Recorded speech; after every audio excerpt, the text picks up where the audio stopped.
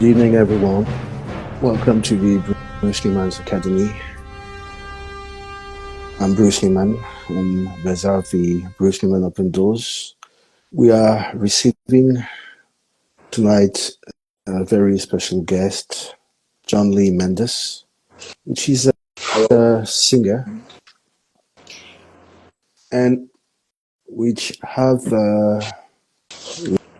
let's say, a very interesting story to tell, which is the story of his life. Good evening, Jonlee. Good evening, man. Hello, everybody. Four Ring Fever. I see you in the chat. Yeah, peace, man. Now I'm a craftsman, master my craft. I've been doing it my whole life. I have work on every continent. So I used to be Amadeus Espiritus. I went through, I guess, misdiagnosed with schizophrenia, and it turns out that I was never schizophrenic. I found that out some years ago, but in between that, just regular stuff, fighting in the streets, heroin habit, cocaine. Lost a couple families. Like, I got kids that I don't see. Now I have two daughters I see every Thursday. A lot of black magic involved, Satanism and all that, just trying to keep me down. So, yeah, man, I'm glad you reached out because I'm all about transcendence. I believe that no matter where you're from, you can always find a better way. A lot of this stuff people talk about, I did long time ago. Selling drugs, fighting in the streets, gang activity. I don't talk about it in my music. I just think that, we got enough people saying that in a good way. Like they're real good at telling that story. I'm more the spiritual side of things, the things I see, shadow people, aliens, all that type of stuff. It's a strange experience, and I think that these people need somebody to rap for them too. Young men need to get their masculinity back. Need to be warriors. Jonlee, your music is just incredible. It's extremely deep. It's atmospheric. I guess it's affective, but mostly I would say that it's extremely impressive because it gives you the flavor, feeling of déjà vu, something transcendental, something which is simultaneously underground, like not just down below, underground, and at the same time up above, connected. It helps you to connect with your higher self from my beliefs and my personal feelings. You come from, let's say, you're born in some incredibly brutal conditions. As far as I know, you did born in what you call a ghost crack house, where Yeah. Haunted, yeah, it's haunted, yeah. So I guess there was a lot of voodoo done in that house around the time I was born. And I guess people still recognize it and they see it. There was a lot of strange experiences. A lot of death, a lot of strange things. I mean, there's one story I could tell you that is absolutely fascinating. So my mother had a pit bull. And, the pit bull loved my mother. And there's a lot of kids in the house. We on the third floor. My mother was arguing with somebody downstairs, and the dog just like walked all the way down the hallway to the kitchen and just shot straight through the whole house and jumped off the porch to save my mother. This is the third floor, and he just flew and he landed on a fence post and died. He was just hanging there for hours, and we didn't know what to do. That experience there was like I've never seen anything like that ever since. Like he had to know he was on it, but he just loved my mother so much. And all those strange experiences, and as I got older and I found out I wasn't schizophrenic, I got like diplomas and like I went to Paranormal Academy in the UK.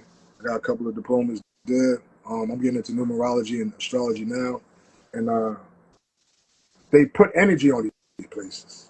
Just one time, it just they hold energy from the time that the country was founded. Way before that, like these places hold energy, and they attract certain things. And then as I grew up, and I realized that I was an indigo. I'm an indigo kid.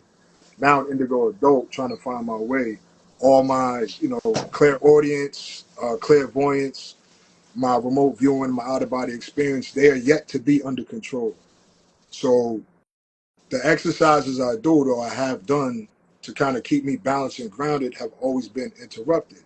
I've been attracting what they call parasitic entities, like people who do witchcraft, but they don't come across like that. A lot of murderers that actually are very drawn to me, who actually some way kind of find some sort of solace by sitting with me and listening to my music.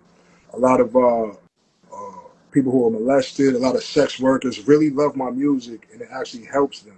The enemy is actually the adversary is the one that doesn't want they don't want the world to change. They like it the way they are, the way it is, because they benefit from it so much.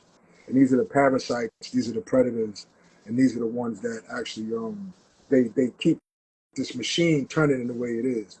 And as long as there's people being swallowed by the beast, they'll keep getting money.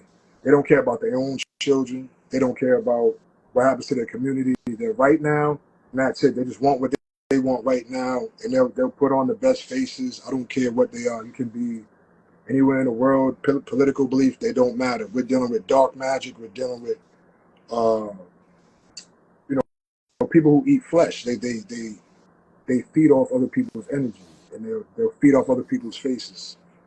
You have been dropped back many times by maybe dark energies. Mm-hmm. Um, let's say you did have to face some obscuration of the light.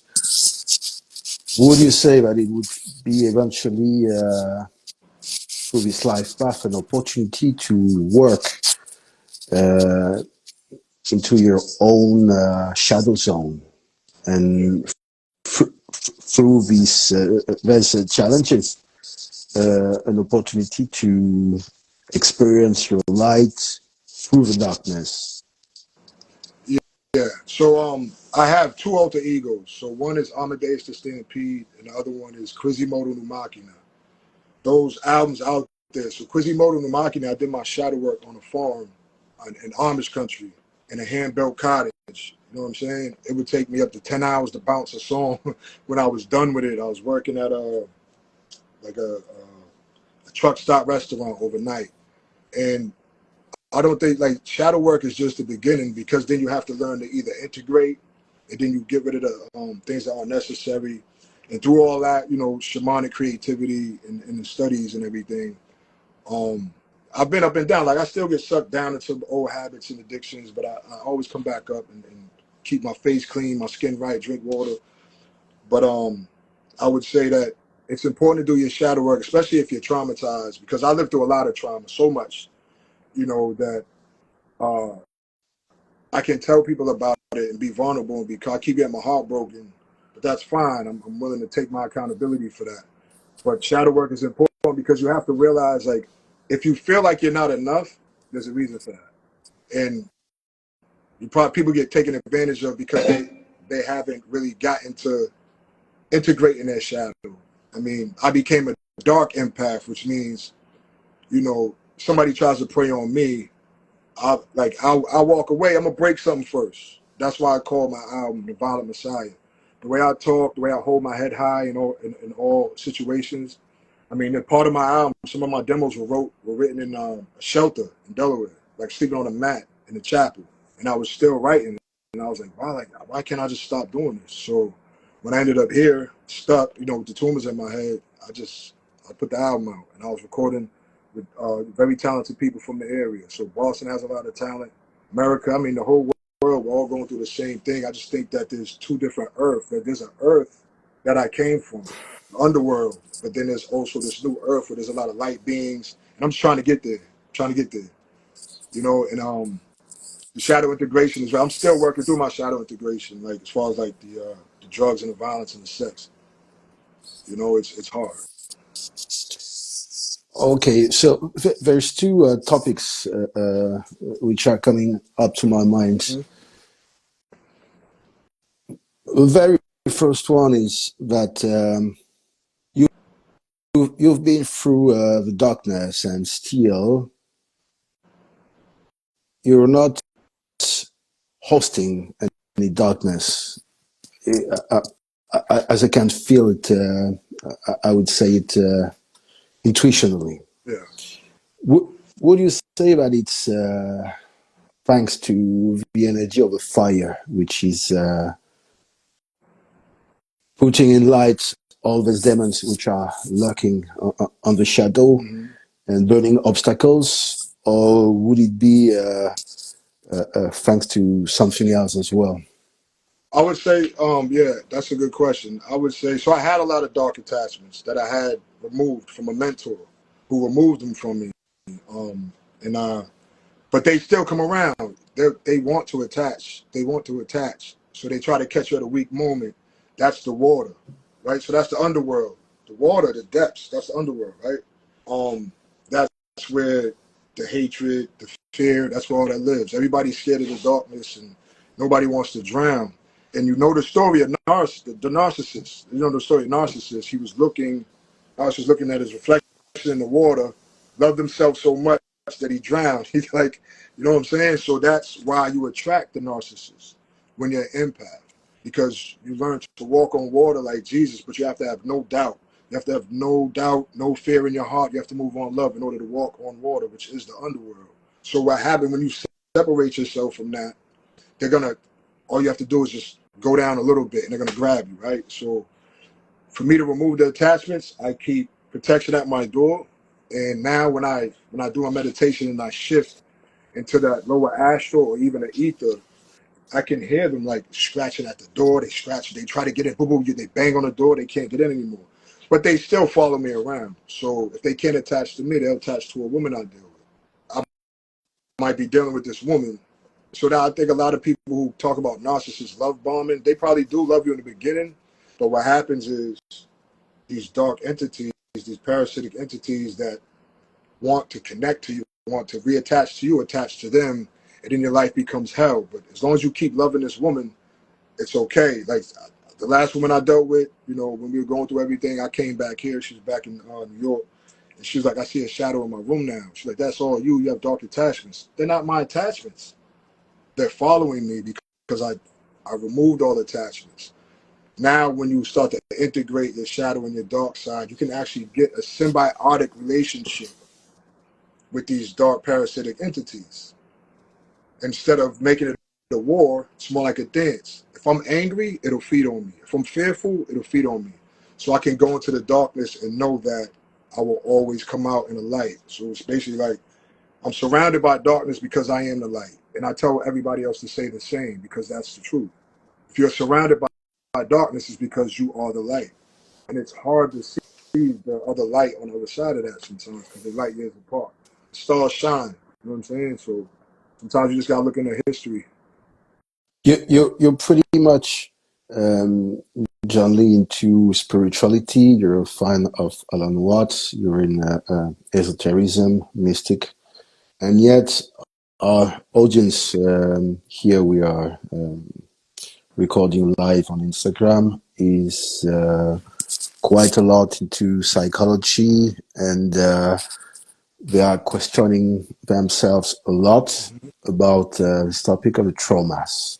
Trauma. Yeah. And there is, upon my opinion, two theories because I'm publishing a lot of videos done by Gabor Mate, That's my which, favorite guy. yeah, which is let's say a classic psychoanalyst, Hmm. most likely Freudian.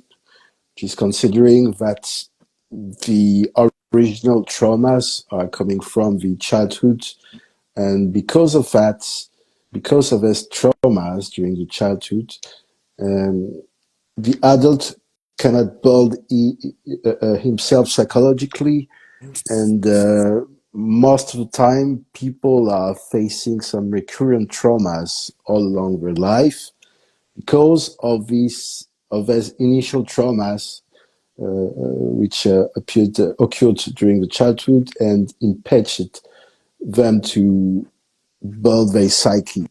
And I would be inclined to think the exact opposite. Meaning, and that's so interesting because you're here to testify, I guess. Some people had a difficult childhood, but yours has been, I may imagine, a compelling challenge. My belief is that at the opposite, when you used to face so much traumas during your childhood and you had to grow up in some insecure environment surrounding, then it does muscle your psyche. It does muscle your higher self. And from the childhood, you already get trained to face challenges in your life, which would be way more difficult to endure. And in the same way, some people which has get provided by secured environments and pricing, which had get the benefits of loving mother and structuring father, are quite confident and ready to evolve throughout life and to imply them all their skills in the social game. But when some serious traumas are appearing, they're bending like a dry tree. They cannot face it. Yeah. So, do you get my point of view? And you can tell, I guess, by experience. Well, yes. So for me, my early years, I just remember being. I was a kid. I didn't know anything about poverty. You know, I would play with a stick. You're a kid. You don't know any better. What it did do though was when I was in school, I was already broken. I was just so used to this traumatic, like this very high, fast-paced, high-energy, dangerous environment that I didn't know how to act in school. I didn't really respect authority. I didn't like strangers. I've been molested so many times. I didn't go along with teachers. I wasn't scared of anything. But it was foolish for me because I was also educated at home because I was raised by black progressives at a certain point. So I would say that as soon like once you start thinking for yourself and like going out and like I was like, you know, running the city, doing I actually became a leader. You know what I'm saying? They call me a ringleader, mischievous kids. But when I was actually became a leader, what I gave the people in my neighborhood was how to fight, read books, encyclopedias, and be very curious, learn a word a day. So everybody from my generation that came out of my projects, like they can fight, but they're also really smart. Whatever I learned at home from my stepdad, I bought outside because none of us had dads. So my house was where everybody went. You know what I'm saying? Those childhood traumas prepare you for life because you find out at some point, like what do you love? Your coping mechanism. My coping mechanism was always writing poetry. That's how I ended up getting into rap very early when I was 15, 16 and doing real well at it. I still like to learn words and I still write all the time. I still create music. It's just my path in life. It's what I do absolutely best. So if the trauma didn't happen, I wouldn't be this spiritual. If the trauma didn't happen, I wouldn't be able to speak the way I speak. If the trauma didn't happen, I wouldn't be able to hold my head so high. The worst part of it is when I made the mistake. You go through the traumas as an adult because you know my finances got messed up. I chose the wrong partner because of being used to being treated bad. They say if you're not a man who wasn't fed love with a spoon will lick it off a knife. So when I was a teenager, all the men who took care of the family died. I was 15, 14, 15, and I had to leave home to try to go to college and become something and come back. But I was still like so used to being sunk into that I was still like being involved in stuff in another state. You see what I'm saying? So it's like the trauma prepares you to face the hardships, but you also have to have some structure and some wisdom to be able to face life. You know what I'm saying? So going through the traumas, all the same kind of traumas in those loops all again came from doing too much drugs and kind of being asleep on my feet. How I chose to numb my pain added more pain because nobody understands because of the stigma. You know what I'm saying? Would you say that music is a tool which could help you to deal and heal with traumas Hmm. as far as some particular frequency would lead you to your inner silence? Yeah, I'm trying, like, I meditate, but my brain is just always going. So there was a time, I think the best thing for me is training, like, exercise and getting physically really working your body so that you're calm during the day. And it's easier to go to sleep at night. But the meditation part of it is, it takes practice. Um, I try to stretch and stay flexible, stretch the body, stretch the mind, the spirit. There is definitely, I think having a place to go, work, having people you can talk to, any kind of outlet like this is good for me as well. I don't have a lot of peers. You know what I mean? I sit alone. I sit alone with my pen and my pad, or I sit alone, get some girls, fall in love with a girl and go real hard for a couple of months, let that crash and burn. But it's a process, you know. And I started late. I didn't find out till later on in life about who I was and what I was supposed to be doing. So, but there's no fear there. As long as I keep loving my heart, I'm good, you know. There is a lot of nostalgia and melancholia in your music. Which point of your inner self is it triggering, if I may ask? Which part of your soul is involved, or which part of your soul are you involving by yourself through this music? So there's a lot of times I feel away and I may lament. Basically, you know, you have to remain calm, which is hard a lot of the times. So that part, the melancholy part, is actually it's kind of like grieving who I used to be because I lost Hmm. all that time in stasis. So you hear me say some things like, when I talk about the angels and the demons, or I may even talk about my past, how I used to run the city and just commit crimes and random acts of violence and robberies, and then kind of say like, now I'm kind of like talking. Well, it doesn't mean that I'm a bad person. There's no reason for me to feel bad. There's no reason for anybody to feel bad for things that you did as a child. But once you know better, you have to do better. And that's why I say we're children of the fallen, which means we have divinity. And divinity is that the capability for human transcendence. You can transcend your physical body right now while you're alive, transcend the mundane, and also transcend any challenges or obstacles or any traumas you might have. And all the information is given to us right now. This is the age we live in. So that's just basically what it is. Kind of like I'm sad that I didn't know better, early on in life. You know, You're quite aware of all which is happening at this moment. This, let's say, mystical transition, this civilization which is shifting to something else, and this consciousness is shifting. How is your feeling?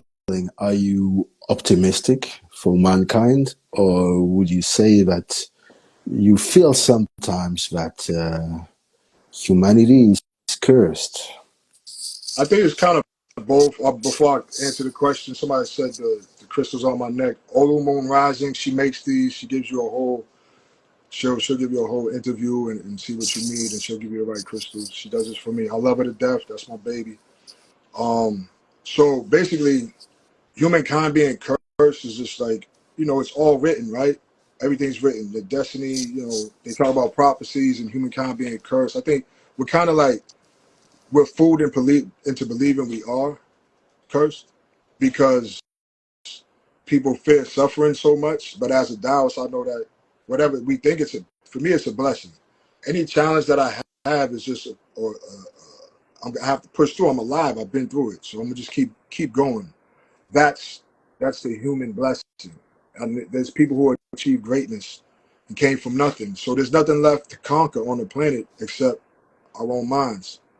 And learning that we're not separate.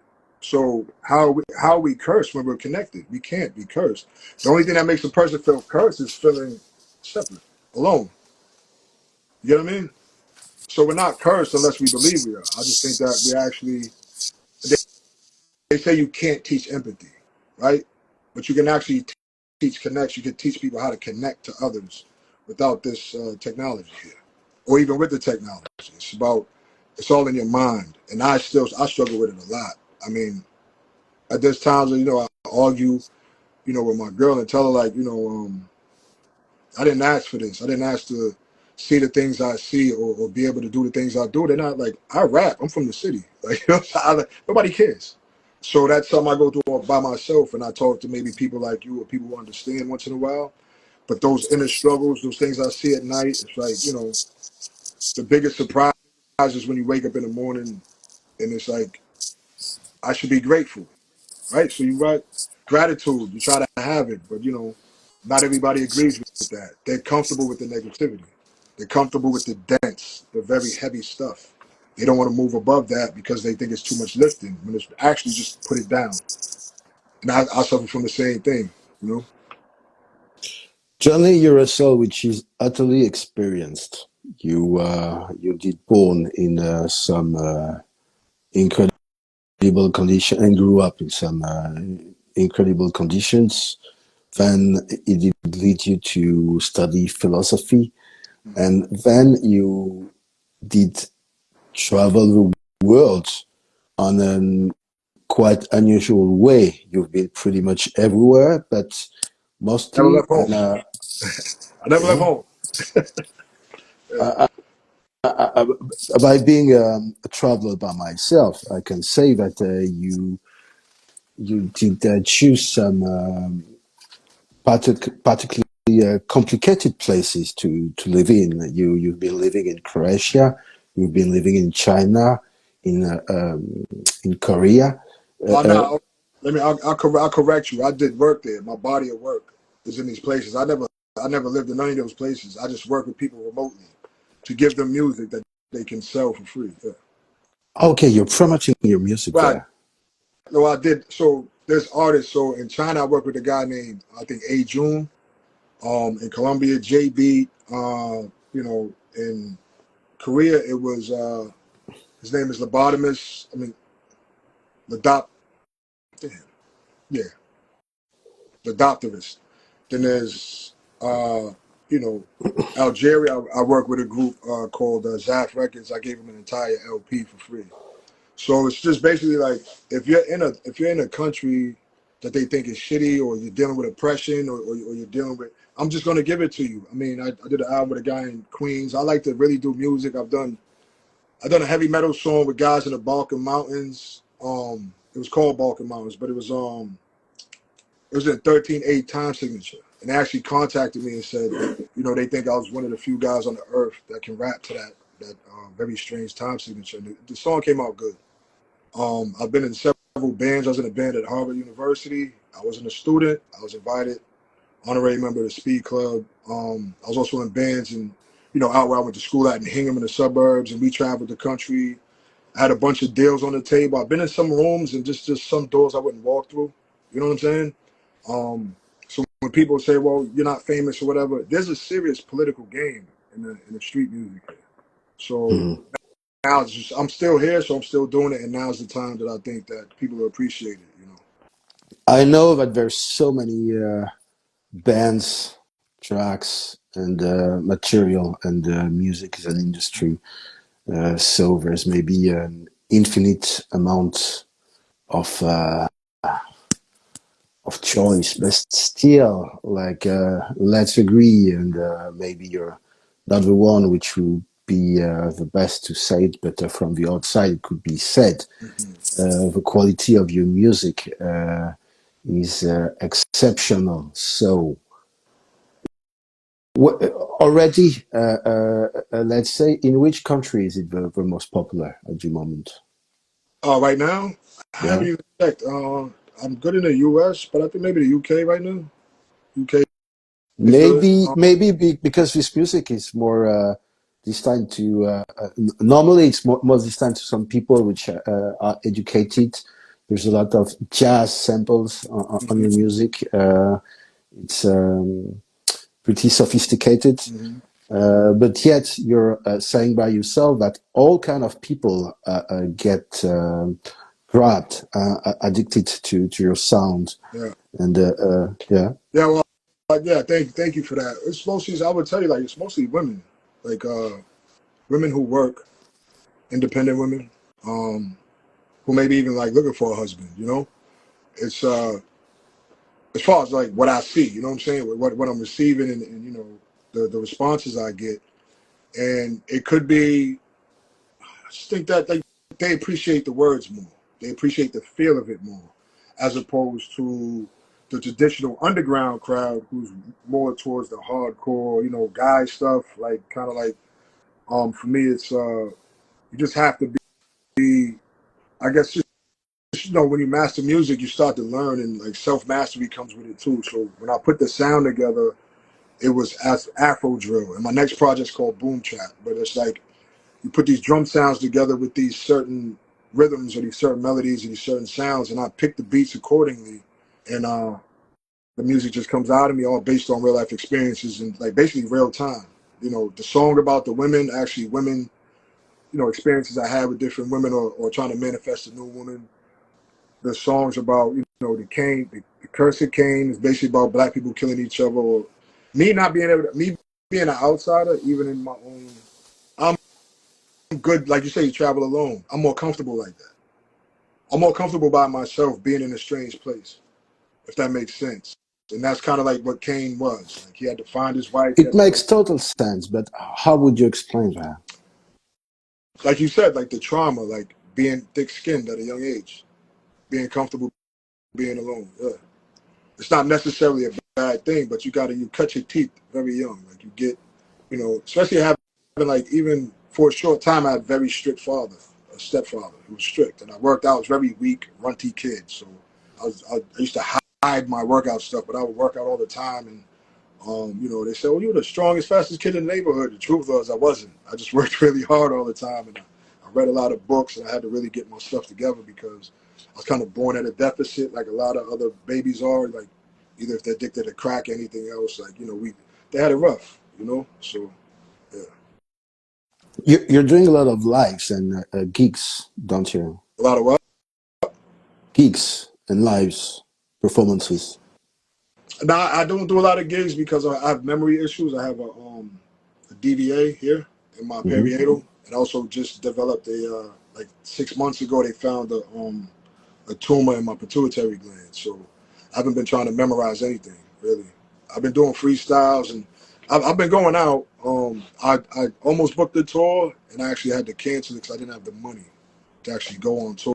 So I'm just yeah, I'm trying to get it together now. I'm looking for investors. I'm looking for a manager. I'm looking for a team. Nobody does it alone, and I'm absolutely by myself right now. I have no friends here. Really, I work with good people, but they all have their own stuff going on. So if anybody's willing to dedicate the time and effort, I'm with it. I just basically just work out. I toss my hands. I talk to my women, and I take care of my parents a little bit. They take care of me, and just try to get through this without developing anything worse. You know, I'm due for brain surgery. I haven't even booked the brain surgery yet. They might go through my nose and just kind of drain it out. But yeah, so You I still mean, have you still have a bunch surgery to do. yeah.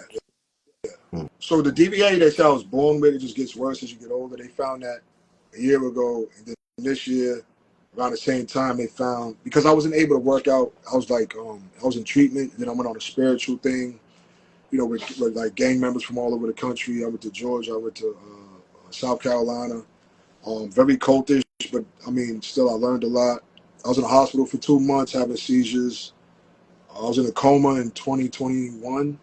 I was in a coma around. I got out around the time my daughter was born. Multiple attempts on my life, various threats, a lot of black magic, a lot of curses, a lot of fights. A lot, you know what I mean? Just not a lot of fights, but there's a lot of tension. I have hundreds of enemies right now, and I think that's starting to come my way when they realize that it's all love. It's no fear here. There's none. You know. What is the next challenge for you? Uh Getting through, walking through on my own. Yeah, walking through the door alone. Yeah, because there's not a door really. It's just like it's an awareness, and that's the next challenge for me is connecting back to my people. You know what I mean? I put my hand out. Hopefully they receive me, man. I just want the people of the world to know that there's spirituality out here in these streets. John Lee, it sounds like your entire incarnation is absolute turmoil, and yet I feel so much peace and stillness and space inside of you. I don't see you scared by anything. Uh, what did you learn at this academy in London when you've been studying the mystical arts, if I may ask? Oh, okay. So first up is the demonology. I learned that what I seen as a kid and what I see, I can actually identify and see that they come from my DNA. So there's Osgoetia, the 72. I learned about the difference between phantoms, ghosts, wraiths, possessions as opposed to attachments.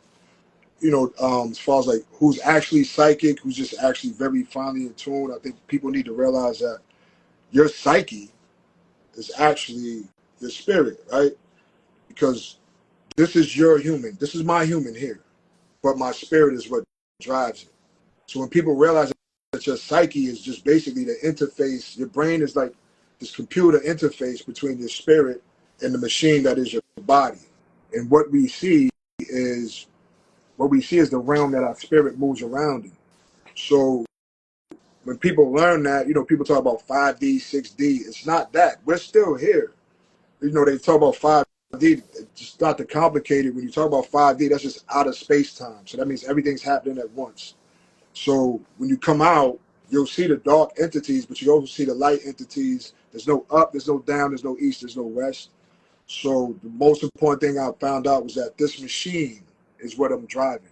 It's not who I am. And whatever you see is in your DNA. If you are Haitian, you'll probably see, the lower. I mean, if you're Nigerian like me, you'll see the Orisha. If you are, I'm also Ashkenazi, so that points back to, I'm also Sephardic too, so that points to Osgoetia. I have a lot of family, I did 23andMe, I have a lot of family in the Middle East and stuff like that. And once you learn that we all come from the same place, we're human beings, we all evolved at the same time, there's just one race, the human race. Anything else is cultural or historical. We just have to leave it at that. We can look eye to eye and know that we all feel pain and we all suffer. What we don't need to do is compare, fight, and try to dominate and conquer each other anymore. Are you able to see the aura of people? Do you have this Sometimes, ability sometimes? sometimes like I might see what a person lacks. Like I met one girl and I told her she had like this orange light around her. When I met her, and it turned out that she wasn't eating. It looked like she wasn't being fed. So it was like, when she came around me, I just cooked all the time. She loved my cooking. We became foodies. We went out. Some people are just not. She didn't have food culture in her life. And that's why I saw that orange light. People might see that dark, scaly blue around me, that indigo around me, and it's because I'm learning to use my voice better. I manifest with my words. We all do. But it's something that I'm really good at, just naturally. And I'm learning about. So if you listen to that album, I actually learned about how words have purpose. Every letter, every vowel sound has its own shape, and it brings us different things to you. So I think a lot of times, even though we don't know it, we're protecting ourselves or making ourselves vulnerable with the things we say. Did you discover some abilities of clairvoyance? Uh, Yeah. So yeah. clairaudience is a big one for me, but also the women I'm attached to, I can close my eyes at night and I shift, and what I see is I can see where you're at, or I may see representations of people where you're at. I can be in a room with her, and look out. I had never done remote viewing for anything else, but like it's not something I control. It's just something like in between that waking and sleep, when that people get sleep paralysis a lot. I can either shift and move around outside my body, but that's through I use a different method for that. But the remote viewing actually comes from deep relaxation, getting into those theta waves. You know what I mean? But just walking around, I can see the shadows. I can see a hat man run across the street. Like every month around around the first that Wednesday before the first of the month, the streets are flooded with shadows.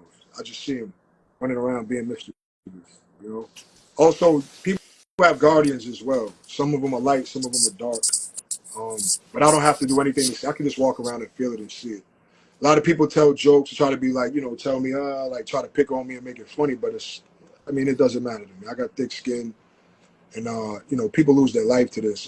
You can take it lightly if you want, but people actually get scared to death when they see their own attachments, their own parasites in the room. Your experience with drugs. Hmm. How much could you say and maybe explain and develop this idea that there's this double cross, double trap with the drugs, Hmm. which are maybe and most likely able somehow to open some doors which were closed for the door, some doors of the subconscious somehow, and discover that there's some maybe different levels of perceptions, and yet these consumptions of drugs, it's as well an open door to let enter a lot of demons, entities, egregores, shaitans, which would take control of your soul, and it's as well a way to let your soul slip out and evolve as a piece of meat. What would you say? You have the experience, and you have the double experience of drug consumptions, Hmm. addiction. I don't know. You will say, Sign me up. and as well astral projection, esotericism, and mystical training. So, what's your uh, what, what would be your expertise and Well, your so for me, I would say the drug consumption actually kind of dulls it a little bit for me. But I mean, if you're dealing with things like stimulants, maybe like the methamphetamines or like the Adderalls or whatever, I guess a lot of people say they see shadow people there. But beyond that, and I'm gonna tell you this. So this is what I learned when I was taken to the heavens once. It was 2002. I was in the basement of Wellesley College with my then serious girlfriend, and we were sitting in the afterglow, and I really loved her. I felt a lot of love in my heart, and she loved me as well. And now I used to tell her what I saw. Everything I saw with her was light, and so we're laying there, and she has a head on my chest, and I'm telling her, "Baby, do you see that?" She's like, "No, but I can feel the energy in the room change." So she's now a shaman, but that's something different now. But she had her awakening, and she's a medium. I love you. She has a new partner. But so there was two black Spider-Men, like shadow people, and the wall opened up. And the wall opened up, I was over Earth, right? And I'm sitting over Earth. I can see the entire curvature. I can see the whole state, the whole region lit up at night. It was like real time. Basically, like love is what gets you there. Being calm is what gets you there. But when you're worked up, yeah, of course you can see because your brain is shooting like this. But when you actually relax, your brain shooting. So when your brain is like so overstimulated, those thetas, right? Those slow waves and those real fast waves, they're just gonna because you're just you're doing too much. So I would say the best for me would be for me to say meditate. Holistic homeostasis is a term I use in my book. Holistic homeostasis is basically getting everything aligned and finding a way to stay there. You know what I'm saying? I have an ascension manual. I might even do like, because I have the tumor. I might even do like a 3 month thing so people can see the results of my manual that I put together for myself using Chat GPT, personal experience, and preferences. You know what I mean? I had a heroin habit. I smoked PCP. I did every drug. I used to sell designer drugs like pink cocaine. You know the stuff they talk about. Um, Synthesized hallucinogens. I would give them my own names. I would use like anything that can be legal at the time, or maybe scheduled. I was kind of moving it around and getting Bitcoin, and so I had a whole bunch of. I was buying Bitcoin at 40 bucks a piece, and my partner got murdered. We lost the Bitcoin. Well, I don't know how exactly he died. They think it was an overdose, but I left him that night. The next day he was dead. You did go so far in your experiences, John Lee, and what I can feel is whatsoever a vibe, and Mm-hmm. this vibe is extremely strong. I call it love. I feel something. Violent love. I feel something which is coming up from the heart Hmm. and touches you quite deep. Underneath several layers of perception and incarnation. Something which is extremely subtle and extremely open, such as your ability to welcome whatever happens. Yeah. Well, I mean, it's also like people as well. Like more so welcoming new people, new ideas, people who are different because we communicate at a different level. Like so, I can feel like you come to my page and I come here and we're talking about these things like, but I don't talk about this with like just anybody. So it's like the willingness to share. You just kind of like dump it off, and then I call it like slipstream learning. As I go through things, I meet like-minded people who are interested in it. And then, like I said, with the so me and you have we have a relationship with light and communication and truth. But remember, he's talking about the parasites that want to connect back to me. If I get into a negative situation, I don't have to be scared. I can go all in, and these dark entities will make sure I'm alive because the energy is so big and strong. They can just keep feeding on me, following me around and feeding on me. And even if they're not directly connected, they're in the area. And sometimes I've left them places because they couldn't hitchhike on me, so they stayed in the place where I was at. But that symbiotic relationship and knowing that, some people call me evil, but it's like I'm not evil. I just see things other people don't, and I have to deal with it the best way to keep myself healthy and keep myself alive for the best part, and be able to go days fasting on either water, love, communication, what I'm saying, or food or shelter, knowing that I'm living this way. How many albums did you release, if I may ask? Well, under Espiritus, just this one. Okay. Um, but I mean, in my life, I took down all my music for to protect myself. So I think I released probably about 12 or 14 studio albums on streaming services, and I I got blackballed in the industry some time ago with my first album, Silent Screams and Dry Tears. I sat down with an executive, and they were like, "Too conscious. Like, who are you? Who do you think you are?" Basically, and they're like, "We're not going to work with this guy," you know. But I was close, Jay Z, Kanye, Ken Lewis, Jaheim, Cole Omega, Styles P, like these all people like RZA, Wu Tang. I was there. I was getting close. I was getting close. I was getting close, and just they weren't ready for what I was bringing, and it was just so different because I was still like I'm a conscious rapper, but I'm like I'm very cut, you know, cut from a different cloth. I do agree that Wu-Tang did sometime release some really interesting material. Hmm. But my feelings that is you're going one step further in terms of purity, of not just a sound, the soul. There's some deep romanticism through this atmosphere. But yet, I may understand that the musical business is most likely a mafia full of circles of interests and so forth. Uh, Yet, often the best artists are not always recognized for their fair value. Yeah, I mean, but it's fine. I'm not gonna stop doing it. I can't. I get sick.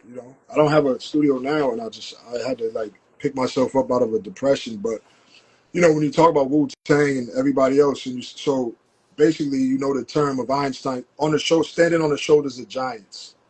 Einstein had Newton, right? So my giants are those who came before me that I really studied and I really loved, from Wu Tang to Eminem. So they laid this, they raised the bar, Royce the 5'9" and all these other guys, the slaughterhouses, like anybody, like I mean, even the guys now, there's guys that I like now, and so basically it's standing on the shoulders of giants. It's my job as a member of the culture, and my Taoist beliefs. I believe like I'm kind of like I'm a scribe.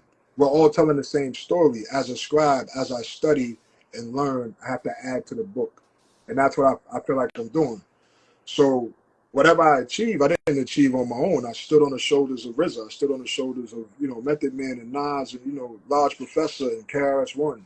You know what I'm saying? It's just standing on the shoulders of giants, because it's an art, but there's definitely a lot of technique and technology and science that go into it. When you talk about word sorcery, or even like how we record now with the sounds and frequencies, the drum patterns and the BPMs.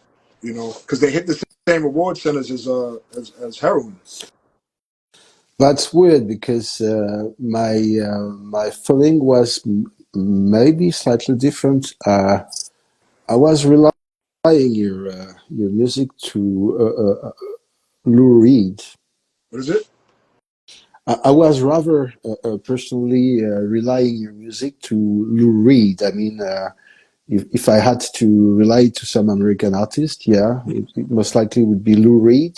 Mm-hmm. Reggae, right? Lou Reed, no, it's not really reggae. Is it? I don't know. I'm not familiar. Lou Reed is blues. Blues. Oh Yeah. yeah. Well, that's the. So that's where I think the. So I grew up playing. I played the drums and all that. And I was raised by jazz musicians who basically, my great grandfather I grew up with. He fought in the war. And there was when you when you learn more words all the time, you're always learning words and you're always challenging yourself. So I released 14 albums, but I wrote and recorded, thousands of songs and thousands of projects that I never released, because basically like a diary or a journal of my life. But if I'm going to make a song about something that may be vulnerable or something maybe a little embarrassing, why not push the pen and try new techniques and experiment as I go? So that's the jazz part of it, where it's like, all right, I'll pick this beat. How many syllables can I stack? How many rhymes can I put together? How many words and can I rhyme in a bar? You know what I mean? And that's where the mastery comes from. I have songs where like I rhymed every word of every bar down. So it's like I'll have a 13 and a 15 syllable rhyme pattern, and I'll just rhyme every bar. Boom, boom, boom, boom, boom, boom. And the people like the song, but it may be a little bit too advanced. They don't catch it all. But that's where the craftsmanship goes into it. Some of my favorite artists, they put a lot of work into it, and you hear them talk about it, but the actual pain that goes into writing your life and what you experience and all that just kind of flushes out on the page. You know what I mean? If he should rely your work, maybe we could talk about Miles Davis as well, because Yeah. obviously I feel something related with. Would you say that the this way that Miles Davis have to express 3 to 4 pages of notes Mhm. with just 2 or 3 notes, like in order to condense Mhm. all these talkative lyrics to just some Yeah. notes? like the essence of what should be said. Would you say that it's a matter of accepting our own vulnerability? Um, yeah, just being like putting yourself out there, you know, because I grew up just rapping on the corners, you know, all over the city or whatever, everywhere I went, and things would happen, you know, shootouts would happen. You know, I would fight somebody. I got a resume in the streets for like legendary shooters. I beat it with the hands. So when you think about it, it's, you know, rest in peace to the. I also want to say rest in peace, Rich Nice. That's my partner that died with the Bitcoin. But so when you go into it and you kind of like open yourself up, and it's like even with Miles Davis, he would turn his back on the crowd sometime. You know, I was actually I used to hang and stay with his bodyguard, one of his old bodyguards who was an NYPD back in the day. He lived in Soundview in the Bronx. But he told me a lot of stories about it. But like it's the same. Like jazz musicians didn't just play when people were watching; they were always doing it. It was their culture. It's what they did. So I'm not. I don't just rap the songs that you hear. I'm not just in the studio. I'm here. I mean, I rap. Sometimes I'll be rhyming with my girl, like just making up songs with my kids. It's just my culture. It's what I love doing. So when people ask me like when did you want to be? I never wanted to be anything. I've just always been honest when I put my pen to the page. As creative as creative as I could be, even if I'm making something up or doing something for a certain purpose, it's just all this is my spirit going in there, and the vulnerability comes from, well, I'm gonna do it anyway. So that's how you get better. But if somebody was to throw money at me, like here's $1 million, you know, well, it's like, well, what do you want? Because it's gonna be me. But since I mastered the craft, like it's gonna be something nobody's ever heard before come out of me. I'm gonna give you $1 million worth of music. You know what I'm saying? That's a job. That's a contract. You know what I mean? You gotta be careful what you do. You don't want to dance with the devil. You know? There is this story because you talk about Croatia, and there was this story when I was in my 20s. I was dating a journalist woman from Croatia. It was just after the war, and her ex-boyfriend was an Indian guy, which was doing some yoga, and she was saying that the guy was performing tantric yoga and things, and he was doing throughout his method, he was doing some levitation, Mm. you know, Yeah.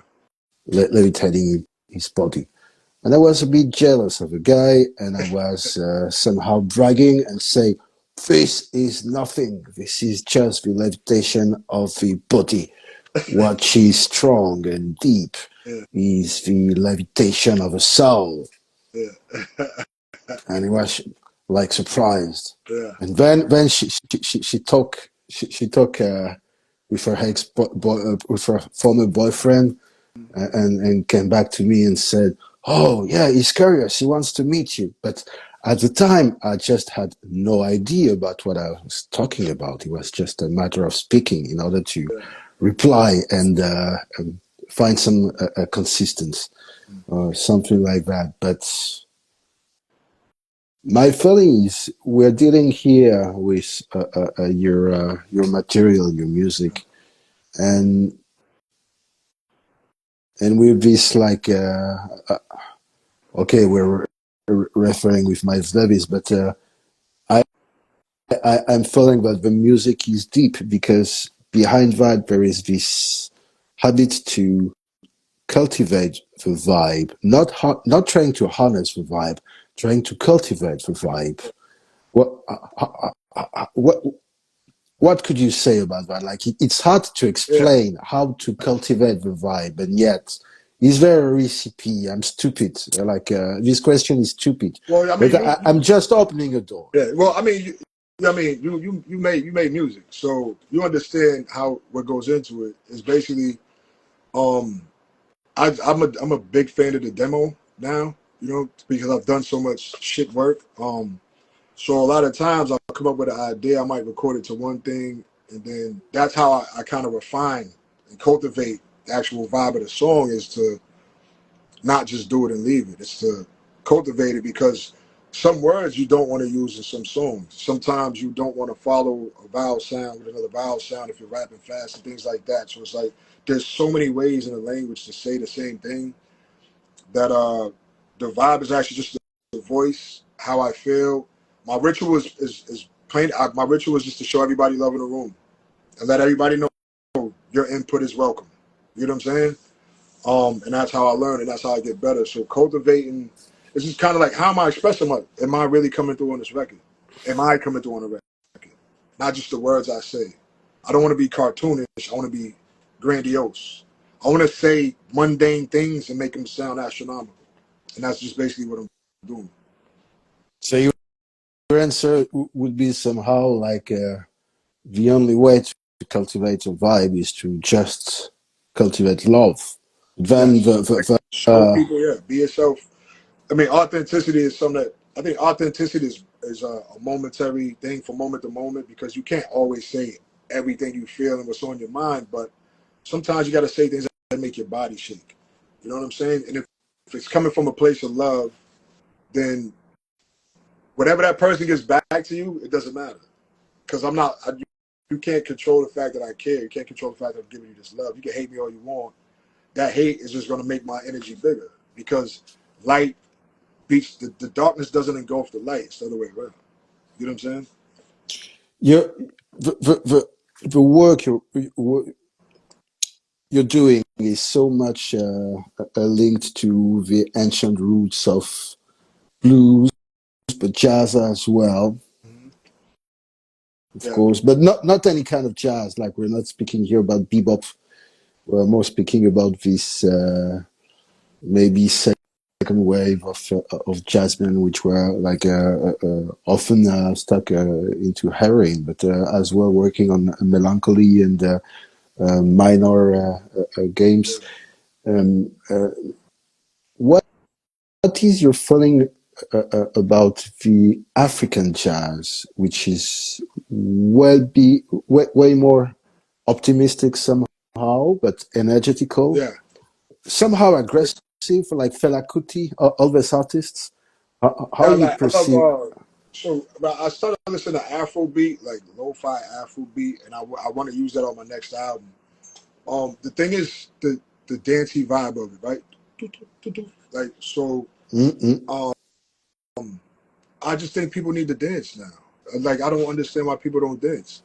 Like actually dance with each other. You know what I'm saying? Like not twerking, not not hold a woman's hand, look her in the eyes, and dance with her. Like that's what I want people to do now. It's just more than just performance. And sometimes you have to express yourself with your body. And with all the hypersexuality, I think we need to just get back into that where we can dance. So the Afro beat and Afro jazz, I'm not too familiar with all of it. Like I was raised by jazz players. I just always rap. I can hear something, I won't be able to name it, but I can use it. And I would just say, like for me, like saying the same thing in different ways during a song, that's another form of repetition. You get what I'm saying? So like jazz is repetitive, but you're throwing all these different things in there, and it's just basically the same thing with like Afro jazz. But when you're riffing and you're going off, you're filling all these notes. You're repeating, but inside the repetitiveness is freedom, right? Underneath the constraints and parameters of the music. So it's Inside the repetitiveness is freedom. yeah. So it's like you wake up every day. So like the same beats playing. You wake up every day. I can choose to be whatever I want today. Let those three notes play. See what I do in between them. You know what I'm saying? Would you say like that? You told me that you waking up very early, Yeah. 4 a.m. every day. Would you say that we can find freedom inside discipline? Yeah, but it's hard because I think that this social media can be a distraction. The machines can be a distraction, but discipline is very important. And then after a while, you just do it. Even like with working out, I'm in a habit of it. I don't like sick routine and try to like discipline is actually it's not just pushing yourself. Discipline is also not doing things. It's what you don't do. You know what I'm saying? Oh, I like this one because I have no discipline, and Not doing things is a thing that I guess I'm a specialist.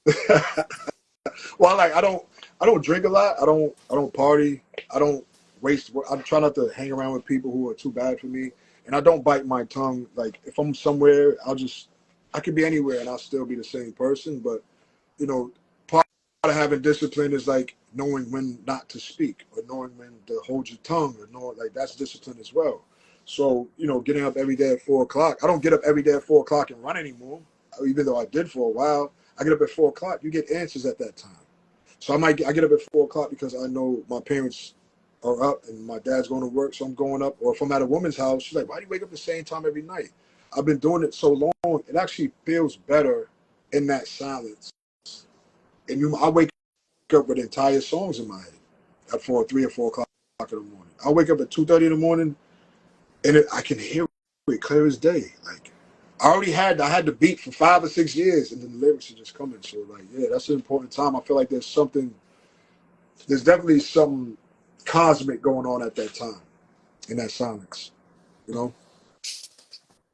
Do you feel something with the global vibration? It is said that the global vibration of the planet is rising, and some people get completely crazy and fucked up because they cannot stand this Yeah. upheaval, this sudden rise up of frequencies, and some other are tuned. Do you feel it by yourself? Do you experience it? Would you have a comment to say about that? Well, I mean, when I woke up, it was kind of it was a lot because I woke up, I was very sick. I had this awakening where like my spine was hot, my entire nervous system was on fire. And I live in the Northeast, so it was like 13 degrees outside. I don't even have a t-shirt on. I have a hoodie on, and steam's coming off my body, and I'm smoking a cigarette. So it's like, and then I started to see things and notice things and see more and feel more, and it was just too much. I ended up in a mental hospital. And in the mental hospital, I kind of like had experiences that kind of like I felt like I was cleansed out, and I was getting this training to step back out into the world and kind of know what I had to do, and know that everything was going to be okay, and just know that everything's going to. And even then, knowing that it was still 3 or 4 more years of constant negativity, where it's like it's just going. It's like the world can't be this easy. It can't be this easy. So you're like, oh yeah, the universe is conspiring in my favor. The universe is conspiring in your favor. But you have to remove all doubt. You have to have complete faith in the light.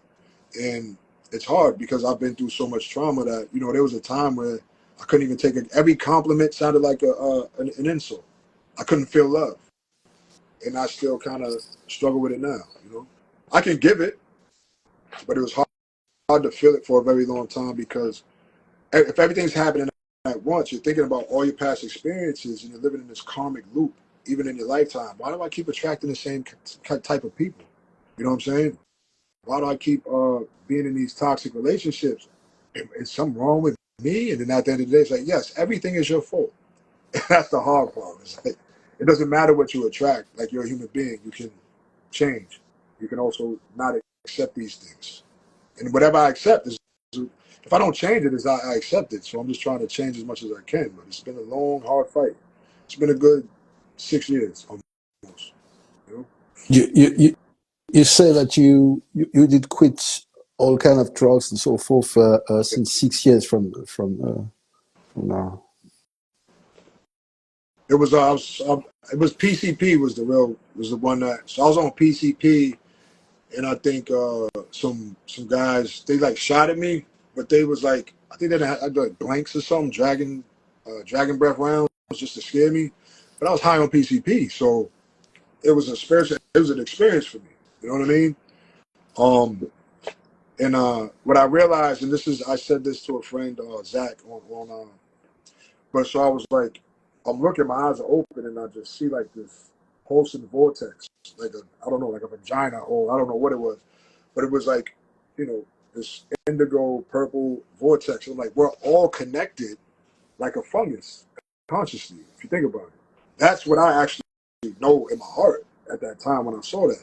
We are all connected the same way a fungus is connected. We're one giant fungus on this planet, consciously, as far as like being able to connect our waves. I think, What you're saying here, John Lee, is that is by being high on PCP and shot on the street, yeah, you had an epiphany and some quite strong mystical experience. yeah, And this vortex is as well what is called by the mystics in India the samadhi, like oh, okay, an experience of awakening, and what it's about when you're okay, maybe not the state of consciousness of Jesus Christ, which is maybe high, but already like a super high state of consciousness of right. like the enlightened people, and it's maybe a spice, but yet like once the consciousness experiences it, it's there's a path to go back there, and this path could be taken, and we can go back allegedly anytime. I mean, that's what they But say. Yeah, they say that. But I think the most important thing is like being right now, and that's a hard thing for a lot of people because we live in a very we're an anxiety driven society. So it's basically everybody's kind of like, so you have this going on all the time, and then the vibe of the planet is raising, but you're already like this, but you can't keep up because you're on fire, but the vibe is so you can't keep up. People don't understand. Like in order to keep up with this going on, you're supposed to calm down. don't you think that it's gonna go through some kind of path plot? There's this very particular fact, specific fact that the frequency is rising, but all these people has these limits. Hmm. Well, there's actually people now who just can't. They can't hear positivity. They can't speak it. And I know because I was there. I was the same kind. Like beautiful people just can't be beautiful. Like I'm like you're beautiful. They don't believe me. I love you. They don't believe me.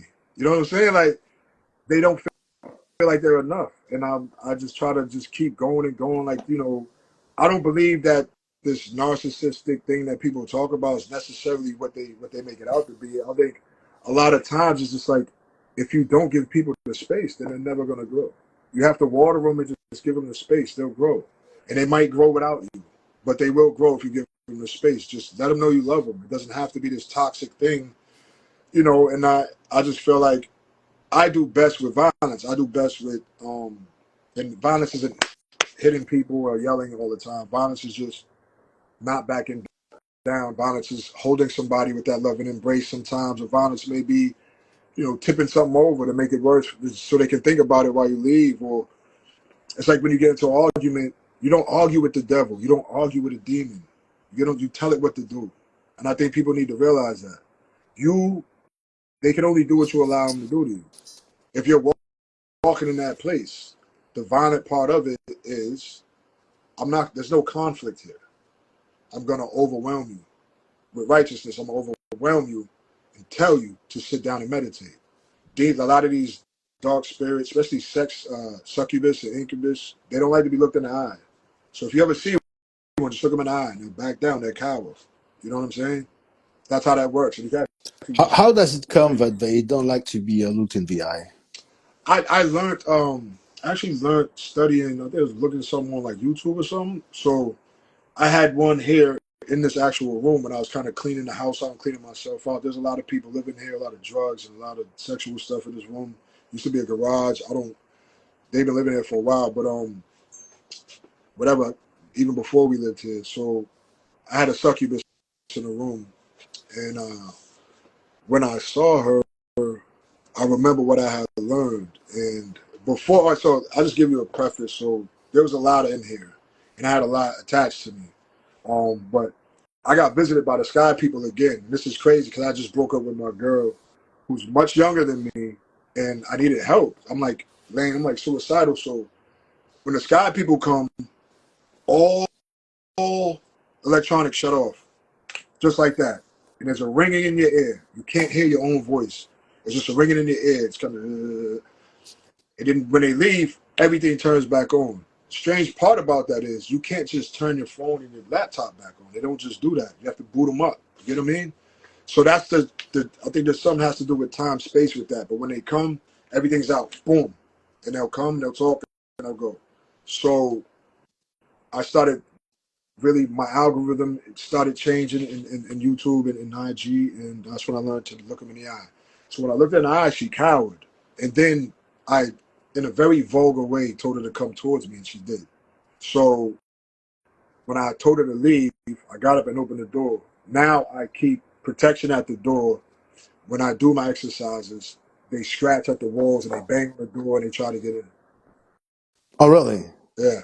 But as long as my door is protected, I'm good. I really recommend bagua, like the little bagua mirrors, or put a broom at your front door. Put a broom at every door entrance to your house. Because the broom will let you know that they're not welcome. And put the broom with the bristles up. I, you know, I had this experience when I started to do coachings already some years ago. Um, my first client was what you call the dark shaman. Yeah. You know, from the let's say around some Siberian areas. You know, eastern. Yeah. And, Oh, that's right. The Wim Hof method. I'm familiar with that one as well. my job was to assist this shaman, which was mixing between white and dark magic, you know, and which was hosting egregores and using the powers of some, actually using the powers of some succubus and something like Yeah. the succubus was the parasite, Yeah. and this shaman was using these powers for double vision, for seeing things, and for a lot of powers and so forth. My job was to help this shaman to rise his vibe, but it was burning the shaman, you know, because I was teaching the shaman how to tame this superior state of consciousness and light, and shaman, hey, burn. So I took his demon on me, you know, like hosting the demons, and but it took time, you know, like weeks before I get conscious about what I was hosting, like which kind of passenger it Yeah. was. And these bloody demons, after breaking me two teeth, you know, um, just visit me, and I could visualize his face, you know, it was like some kind of exercised, you know, like just an image, but trying to um, scare me, like I gonna cut your balls and I gonna do this and that, and yeah, it was tough, but like I was tough, like so yeah, I'm not scared. Yeah, like scary, yes, but well, okay, let's say I buried. Then it was like, oh yeah, but I gotta take some people you like, and I gotta cut your fingers and such shit, like, ooh, like that's what upper level, Yeah. because you know, like, and I'm coming back, you know, about what you were saying. Like, I just okay, I just take it like look in the eyes, and its eyes were empty. It it has no abilities to look at me on the eyes, and from this point, like this bloody like entity just move off. Yeah. It was a Okay. relief. Yeah. So yeah. So that, I guess that's what it is, because and some people see red or green or whatever. Um, I seen a little light of red. I think it's the low vibration. You know, when they coming towards you, that they're coming to feed, and when they're green, like they're gonna leave.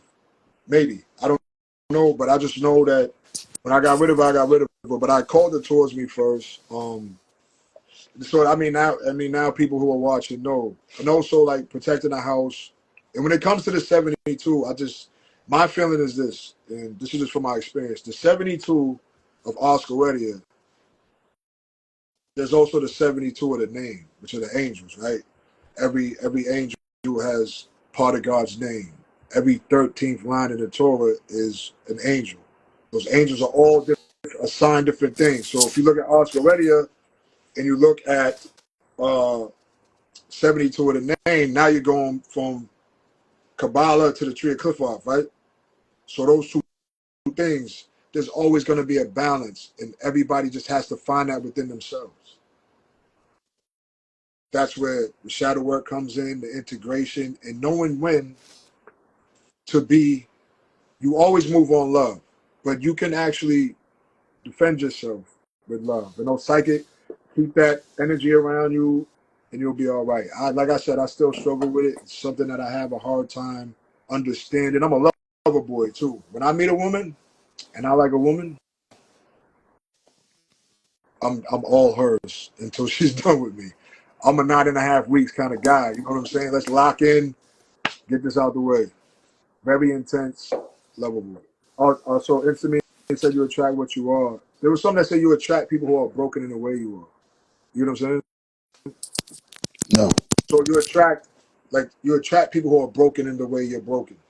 So I tend to attract women who are either very broken in some sexual way and very angry and masculine in some way, and they give me that feminine side that really helps me, and they help me develop my masculinity in a safe, protective way, but also they love my mind here. So they love the way I talk, and they love all that. It's very different for them. So I do attract women who are really into the intellect and the psyche, and that's so why my music attracts so many. I guess that there is something precious on your music is that it offers you space. Space. You said. Yeah. I mean, I didn't. When I listen to it, I feel better. I'm not gonna lie. I feel great when I listen to my music. The art. I love the artistry of it. I love hearing my voice, but I don't listen to it a lot because I need that silence. I need to be able to sit with myself for hours on end sometimes to get rid of these the tumors in my head are non-cancerous. I personally believe that I may not need brain surgery. I may be able to drain them through self mastery. But if not, I'm not scared of surgery. I've been there before. I have 5 staples in my head to attempt all my life. So I've been in comas before. I've died before. I'm not scared. So it's very routine. I'll just go in and get it out. But there's been pain, some pain I wake up with. But I don't do heroin anymore. No drugs. No, I don't even really drink. So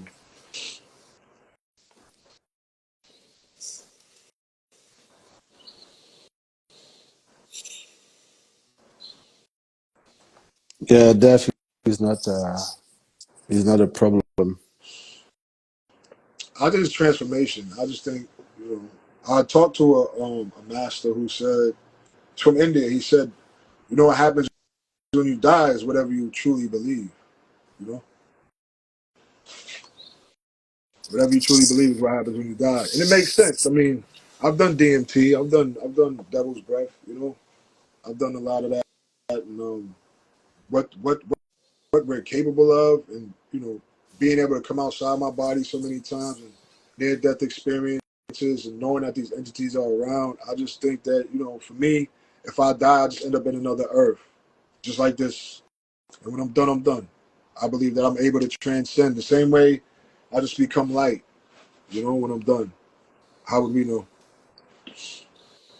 The only way we know is to know.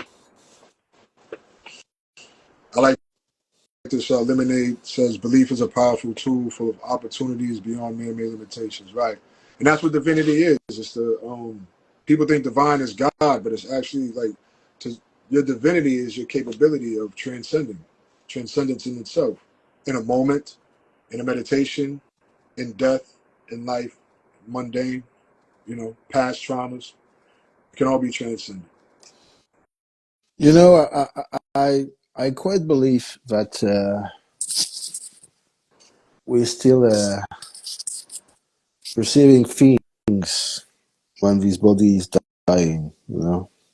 Yeah. I'm pretty sure. Yeah.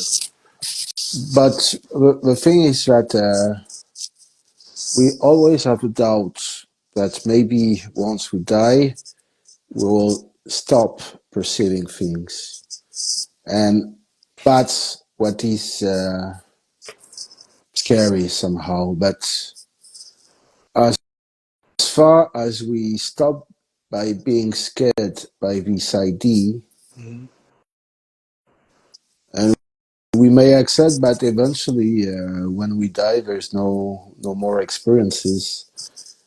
Then this opportunity to move one step up could appear, Yeah, because we are all we're talking about addiction, like we've been talking about heroin yeah. and all the PCP. This one I don't know, Hmm. but there is this question of like being addicted, and the worst addiction, because all this psycho psychologist they says, and it's a starter. It's interesting. Yeah, It says, yeah, like the addiction is not the addiction to drug. Is we are addicting to whatever we found to be able not to be with ourselves. yeah. And the problem of, because being with ourselves is just a matter of suffering. We're suffering because of a trauma, and the trauma is coming from childhood. And that's Okay, but us. the thing is that the worst addiction of all is just that we are addicted by experiences. Yes, yes. It's the We, loop. It's the loop. The trauma loop, we, right?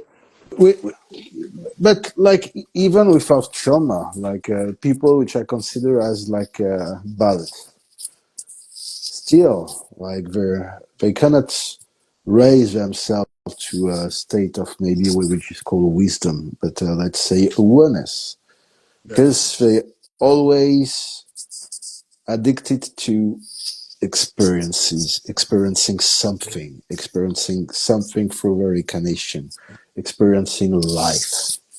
You need to experience something. There's a part of it that can be completely hedonistic, but in my experience, I have a lot of close friends. Shout out to my homie Skinny. That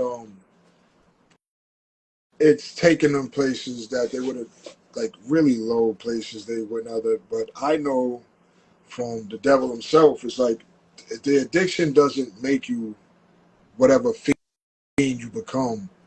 It gives you a chance to be that fiend. If that makes sense. So the people who, the only people that are not going to hell are people who've been through it already. Here, you know what I'm saying? So a lot of times, like Gabor Mate says, like the addiction, the drug isn't the problem. The addiction is the solution. The solution of killing, like not being comfortable with who you are, not being comfortable in your own skin. And this is what we talk about the trauma. Like, so there was an extreme. I still battle with self worth, self respect. Things like even like losing my masculinity for a while in toxic relationships and being emasculated, pulled down, and not valued or appreciated. Being a people pleaser, wanting to be the hero and never be given thanks, or all the work I did in music and never being really paid. People not, you know what I'm saying? So it's like, but at the end of the day, it's like it's not a hamster wheel. You can hop off the hamster wheel whenever you feel like it. But what the difficult thing for me to do is be able to say, well, it's all my fault now. I'm no longer that kid anymore. It's all my fault now. If I don't get my head together and I don't get my body together and learn that I am enough and what I have is enough, I will never be able to get into abundance and I will never be able to get into transcendence. So that's the thing. You got to not think about what the drunk people at the party are doing. You know what I'm saying? Like, if you're the only sober person at a party, at some point you're going to want to leave. And this is where the isolation comes in, not only physical or psychological, but spiritual. So holistically, you have to be able to sit planted, rooted, and grounded alone, holistically, and not separate, because we're not separate. We're all connected. So as lonely as it gets for me, I know I'm not alone. There's another man, there's men going through the same thing at the same time right now. There's people who feel the way I feel right now. There's people who've been through the same traumas wanting to talk about it right now. There's people who might see this later on, and right now they're getting a little bit of spark of light, or they're seeing something that they haven't seen before. I may be getting new followers or people who feel me and want to be my music or listen to my music, and I might be able to help people who put money in my pocket. And now I won't be in this war room anymore, and I'll be able to, get my family back. You know what I'm saying?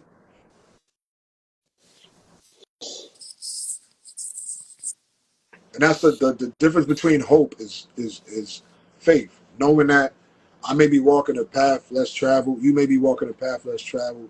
There's nobody holding your hand, but it's less traveled. It's not traveled at all. It's been made for you. You were born to make that decision to walk that path less traveled. Take your time and just have some compassion and forgive yourself, which is very hard sometimes.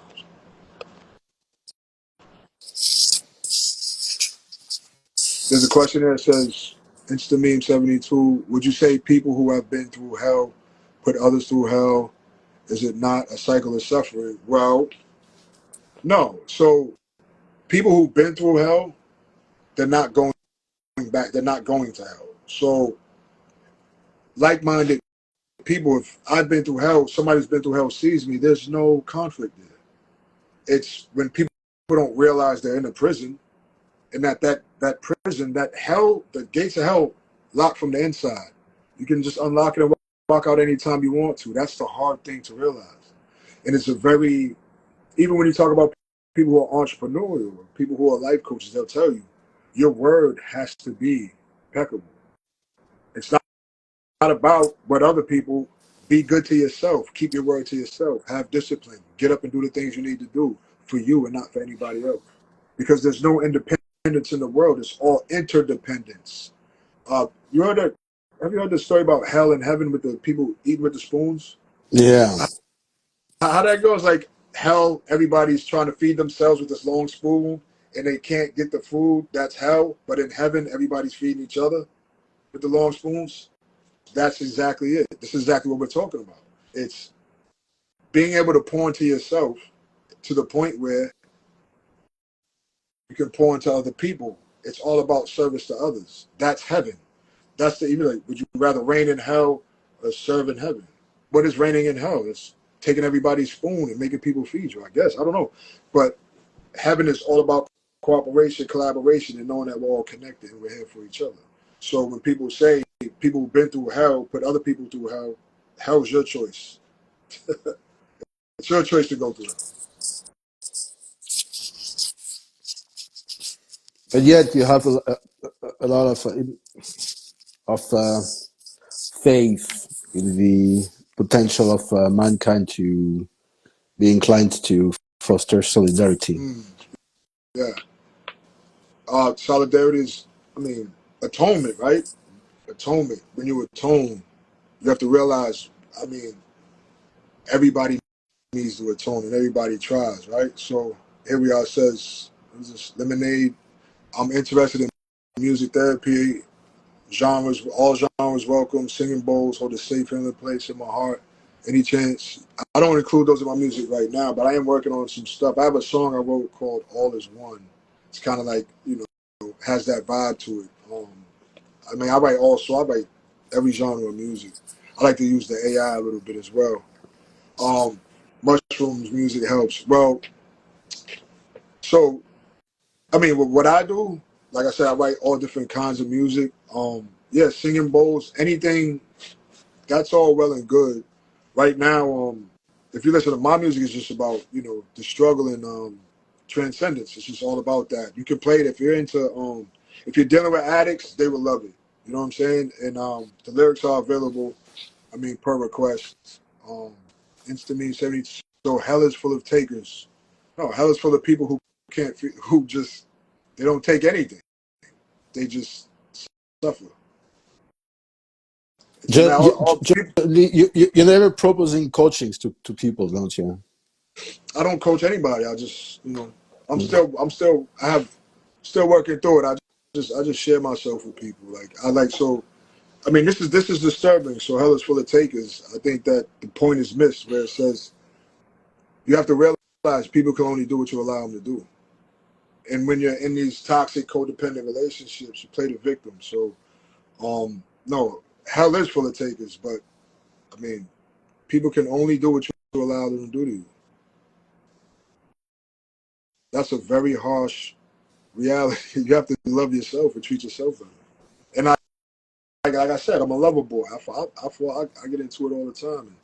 And when people can't hear or feel or really receive just love without anything attached to it, no money, you know what I'm saying? No promise of a future, no anything, just like really intense love. I want to see you win.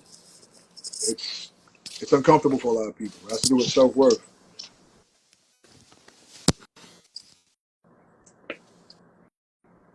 All is one is a song that I wrote actually for my daughters. So I have a playlist for my daughters. All is one is their bedtime song. I have one for brushing your teeth, one for nap time. Um, yeah, one for washing, bath time, and all. Yeah, I got a whole playlist I wrote for them, and I co-wrote some songs with my partner Skinny, probably about 22 songs of different genres from country, alt rock, hip hop, rhyme, everything. We actually got some good people working on it now, but yeah. I mean, I wrote everything, so I've been in all different kinds of bands. I love the craft. You did work with different kind of in different genres. You Yeah, told about some hard rock. hard rock, heavy metal in Iceland, and Balkan Mountains, I think, and it was 13/8 time signature. It was like really heavy. It was really good. It was really experimental. I appreciate it. I asked them to give me a left-handed guitar. They never sent it, but I've also done reggae. I was in a punk band, ska, hip hop. We did like a jazz fusion, hip hop, with my man Skinny. I toured with Skinny. We had a rap group, Born Losers. I have a rap group, Greater Good, Painkiller Crew, Shango Ox, Frequency 7, Witness Protection Program, Greater Good, uh, Cabal Society was when I was real young. Um, yeah, I've been doing it my whole life. It's just my culture. I never really thought about the business side of it.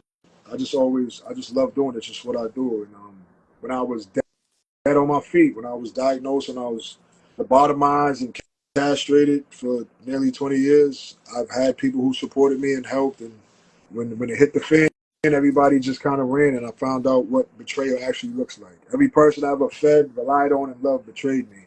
And it makes you believe that you're an evil person. But at the end of the day, you're just human. You made a mistake. They made a mistake. Forgiveness is hard, but it's okay to want revenge, and that's what I'm out What, for. Is revenge. what do you say when some people betrays you that it's good to forgive? Forgiveness is key. Like I don't think I wasn't ready to get revenge until I was able to forgive. Because me forgiving you, first off, is for me, but also I forgive you. But if I forgive you, that means it's not going to happen again. And the only way it was so deep to me, I got hit in the head and I died. You know what I'm saying? I had this experience where, I had this guy bring me back to life, sucking all the stuff out of me, giving me all these answers. So revenge for me is actually a success. And being able to look at these people in the eye and still show them love and not put anybody in jail, not get anybody hurt, still walk around my head high and not let nobody talk to me any way they want to, and still be able to transcend and show this love and show that the spirituality is in the street and not feel like my spirituality speaks to anything else but what it is. It doesn't speak on my masculinity. It's not a takeaway from my masculinity. It's not a takeaway from my balance of my femininity. It doesn't take away from me being a dad or a friend or even a gangster in the street. My But spirituality is what makes me yet, would you agree that it's good to forgive, but not to forget? not to forget. Right. I think if you forgive somebody, you have to be, as a righteous man, if you forgive somebody, you have to be willing to cut them down the next time they do it. And there's nothing wrong with that. There's nothing wrong with protecting yourself. If I forgive you and you come back around, you try it again. Fool me once, shame on me. That's it. It's it's not gonna happen again. And I have every right to keep my distance from you and set those boundaries. If somebody hurts you, you put that boundary out here. If they cross that line, do what you gotta do. Be violent. Hurt So them. maybe my conception of forgiveness was not revenge. No. The forgiveness is to set it down. The revenge is to fill it up. You know what I'm saying? You have this cup of love, and you forgive them. Like they put boiling water on you. You put the cup down. That vessel isn't who the person is. So for you to get revenge, to you forgive it, like okay, put it down. It's a hot one. If you fill it with cold water and not don't even drink the water, that's revenge to me. For me to be successful, chin high, follow my path, follow my greatness, be able to look that person in the eye and let them know But that you're pure. considering the material that you succeed to produce, we could say that you are currently successful, or is there still something to achieve? I have a lot to achieve. Yeah, I mean, just being able to write that. Yeah, because I wrote it like I had brain damage, nerve damage. I'll smoke one with you. I had brain damage. I had nerve damage. I died a few times. I was in a coma. I had to learn speech therapy. I had to go to physical therapy. Grabbed on my license. You know, I've been broke. I've lost money. I still had get death threats and attempts on my life. So people have to learn that my lack of fear doesn't come from having a pistol. You get what I'm I, saying? it's difficult to hear. Okay, so I said, my lack of fear doesn't come from having a pistol. My lack of fear comes from, having love in my heart and having faith in my fellow man and in myself and knowing that there is a higher power and we all are connected. If you're not plugged in, that's your fault. It's not mine. You have your path to walk. You might keep coming back and going through the same things. But what I'm telling you is the truth. We're not disconnected. We're not separate. We're all one big giant organism. You, you said something quite deep and subtle some minutes ago, which was about the addiction, such as the addiction is an opportunity to meet yourself. Yeah, it's just destroying this Escobar Mate. And he's right. Like, I realized that um, I didn't feel comfortable in my skin until I could remove the fear. I couldn't get comfortable in my skin until I could realize that we're not separate. Being a dangerous man and trying to be like I was overcompensating a lot. I was doing everything for everybody, even when I didn't have it. My cup was empty and I'm still trying to pour into other people. It makes me look like I'm taking from them. You know what I'm saying? Like this, I'm not a holy man. Like I'm unholy. You know what I'm saying? I'm an unholy man. So There's not a part missing. I just have to get aligned. how would you explain once that we don't have much fears anymore, that we may still have this willingness to struggle and to fight? I mean, not on a toxic way, of course, but eventually fighting for our fate. Yeah. It's you have to love the fact that you're gonna die. Don't ever forget that. You have to fall in love with that and realize you might fail. You might not get what you want out of life. It doesn't mean that people hate you. It doesn't mean that God hates you. You serve and you go. You might think the most important thing for people to realize when they start on the journey, especially for me, like down here, like the mundane life sucks. It's grotesque, it's gross, but being able to have these conversations lead towards transcendence because it's not something you can necessarily see. We can see it in each other, but you know, not everybody has the eyes or the feel for it. Some people can see the energy and want to take from it. Some people can see the energy and want to be apart from it, but other people can see it and connect to it and build upon that and share that and bring other people up.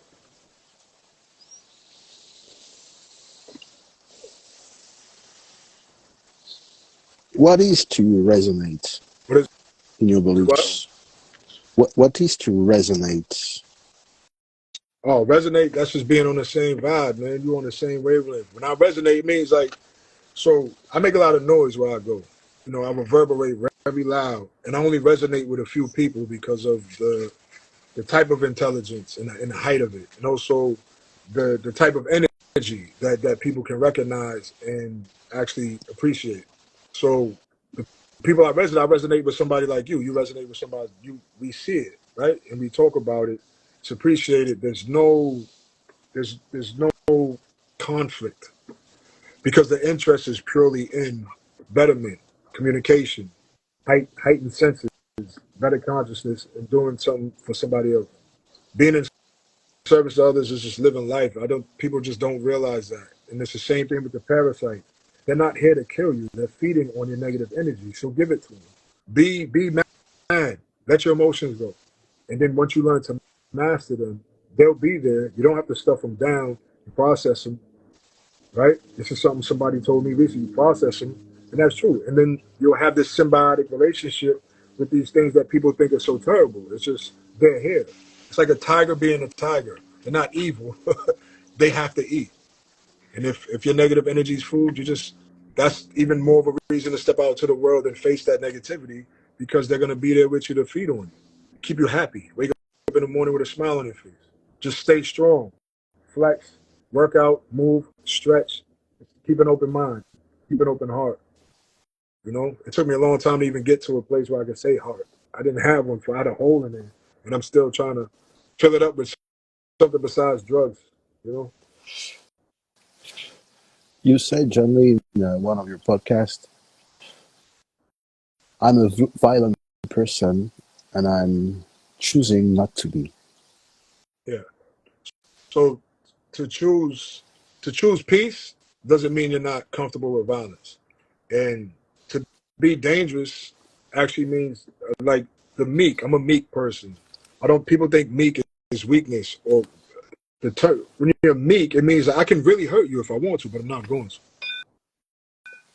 Even like the Shaolin monks are trained to use just enough force to get away. If that makes sense. It's just, you know, they're most, the greatest warriors. Like they're the best warriors, barehanded or not, and they only use enough force to neutralize and walk away. One last question, Hmm. uh, and you may have some insights to offer to the audience. How does it come that most of the time the only people which are respectful are dangerous people? Well, I believe so. I believe, uh, you know, um, in school they teach you to be respectful, right? But I'm known to buck rules that don't make any sense. I'm also known to stand up to injustice. I mean, if I see a corrupt cop or a corrupt judge, I don't have fear in my heart. I'm willing to lay my life down for if I have to lay my life down in order to remain alive, if that makes sense, then I will. Because you're gonna live until you die, you might as well just live. Don't I wouldn't and that's just me. I'm capable of it, so I'm gonna do it. So it's like I respect the badge, right? But if I don't respect the man wearing the badge, I'm not gonna respect the man wearing the badge. As long as I'm going according to the law, I'm okay. And that's what people have to understand. That the same thing with a judge. There's nothing wrong with saying, Your Honor, I don't agree. There's nothing wrong with writing a judge a letter when you're not in court and letting them know how you feel. There's nothing. There's processes you can go through. You can make formal complaints. You can not back down. And especially in America, people don't notice. If you're an innocent person, you can tell a cop like I did nothing wrong, and I'm gonna protect my freedom and my innocence with my life. I'm going to lay my life down right now, because you're not putting those cuffs on me. I'm an innocent man. There's nothing wrong with that. What law am I breaking? It has some studies has been done, some scientific studies, such as they used to take a class in a college, and half of the class was designed to be prisoners on a fictional jail, Yeah. and the other half was designed to be the guards. The Stanford experiment. Yeah, they did a movie on that. So Oh, I've experienced that with I think they call them community ran rehabs where everybody who works there actually went through the program, and it's just it's buddy, it, it's and the thing is that's the respect thing, right? If a person, these people are not, they're not good. They're the the most hazardous, actual dangerous people, like people who do the most harm, are cowards that are given a position of authority. I did experience so much time in my life that as soon as you give power to someone, this person starts to be not, not necessarily Mm-hmm. devilish, but start to act on a devious way. Mm-hmm. Yeah. Oh, That's why, yeah, no, go ahead. please. So, sometimes, so I've been shown mercy by powerful people, and I believe that the powerful people that I faced off with can understand my words, and they can understand what I my cause or my grievance or what I'm actually trying to get across to them. So yeah, I've been punished, but there's always been a merciful hand. So I just believe that. I mean, I know, like if you are righteous, you will get righteous justice. And I've faced a lot of injustice. Nobody's been held responsible, for my misdiagnosis, my mistreatment, my the malpractice. I had to heal a lot by myself. I had to advocate. I had to learn a lot of things. I had to train, and I was doing this. I had to go through all that with a kid, a brand new baby, toxic relationship.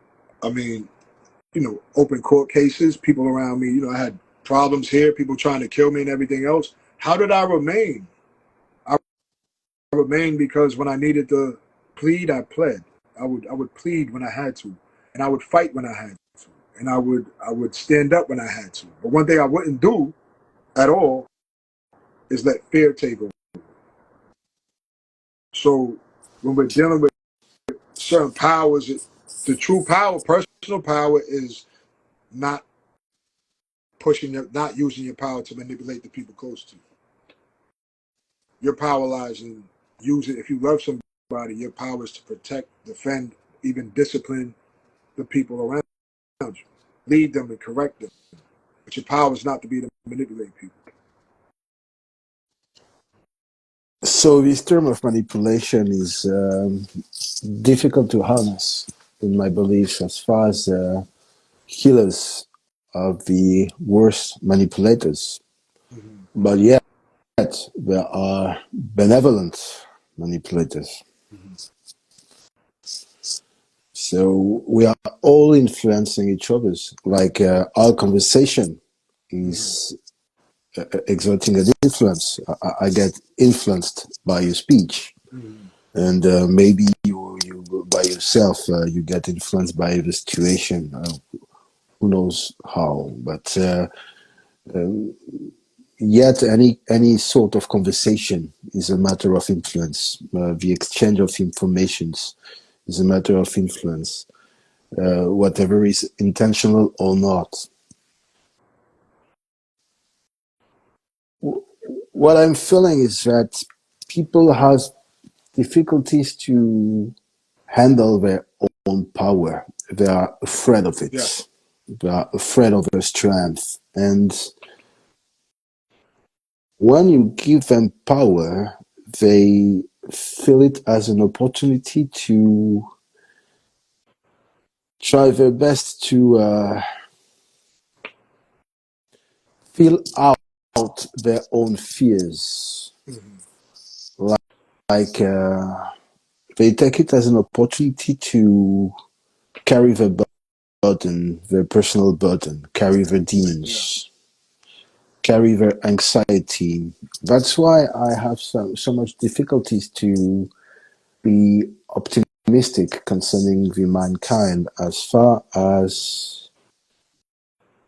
they are collectively refusing their own power. I think a lot of it's ignorance. They don't know. Like we don't know we have it at first. Like we're born blind and we're born we have this ability to sense so much more. We slowly, by being involved in society, we start to forget things and close things off and put these blinders on and put the veil, like just kind of like voluntarily put the veil on in order to be able to go to school and work and be a good kid to your parents. So and that's where you like people kind of throw stuff on you, and then you end up throwing stuff on other people. I think the most important thing is knowing that I think I, I believe humans are alien to the planet.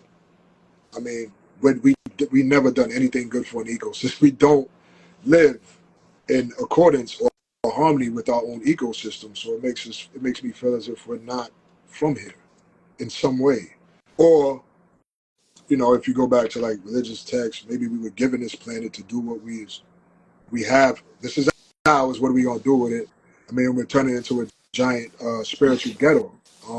Or like even like there's like a spiritual feudal system going on Earth in a way where I feel intelligence and personal power is demonized to the point where you have this Lucifer effect, where like that guy's super intelligent. They just have a natural fear response to higher intelligence. I did myself. My mentor, my brothers who are, up over here, or so it's like I couldn't hear positivity coming out of a higher intelligence. It just everything just felt negative. But I didn't realize until later on, and I stepped away from the whole situation. I was like, wait, I'm talking negative to myself. I'm using these words on myself. The words that they're saying, they mean the words they're saying. It's my self-talk. How I'm talking to myself, that's negative. How I'm talking to other people, that's negative. Where I'm being truculent, belligerent, confrontational, loud, vulgar, on my everyday life. Even though I know I should, in my heart, I'm like, oh no, I'm awake. I'm awake. It's like, nah. I wake up in the morning, I'm awakened, but if I'm not drinking water and I'm not eating properly and I'm not treating myself properly, how can I be any good for anybody else? So it's the same thing with your spiritual diet and your mental diet.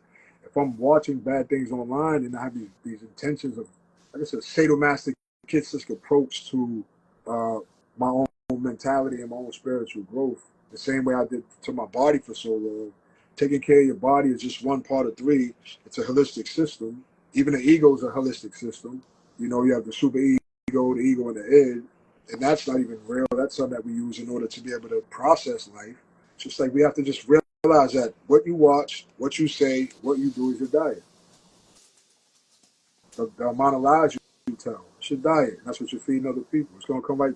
Whatever you get in, whatever you put in, you're gonna get out. And that was the hardest part for me to realize that everything was on me, outside of my responsibilities to my family and friends or my business partners. I got to get up and stay strong.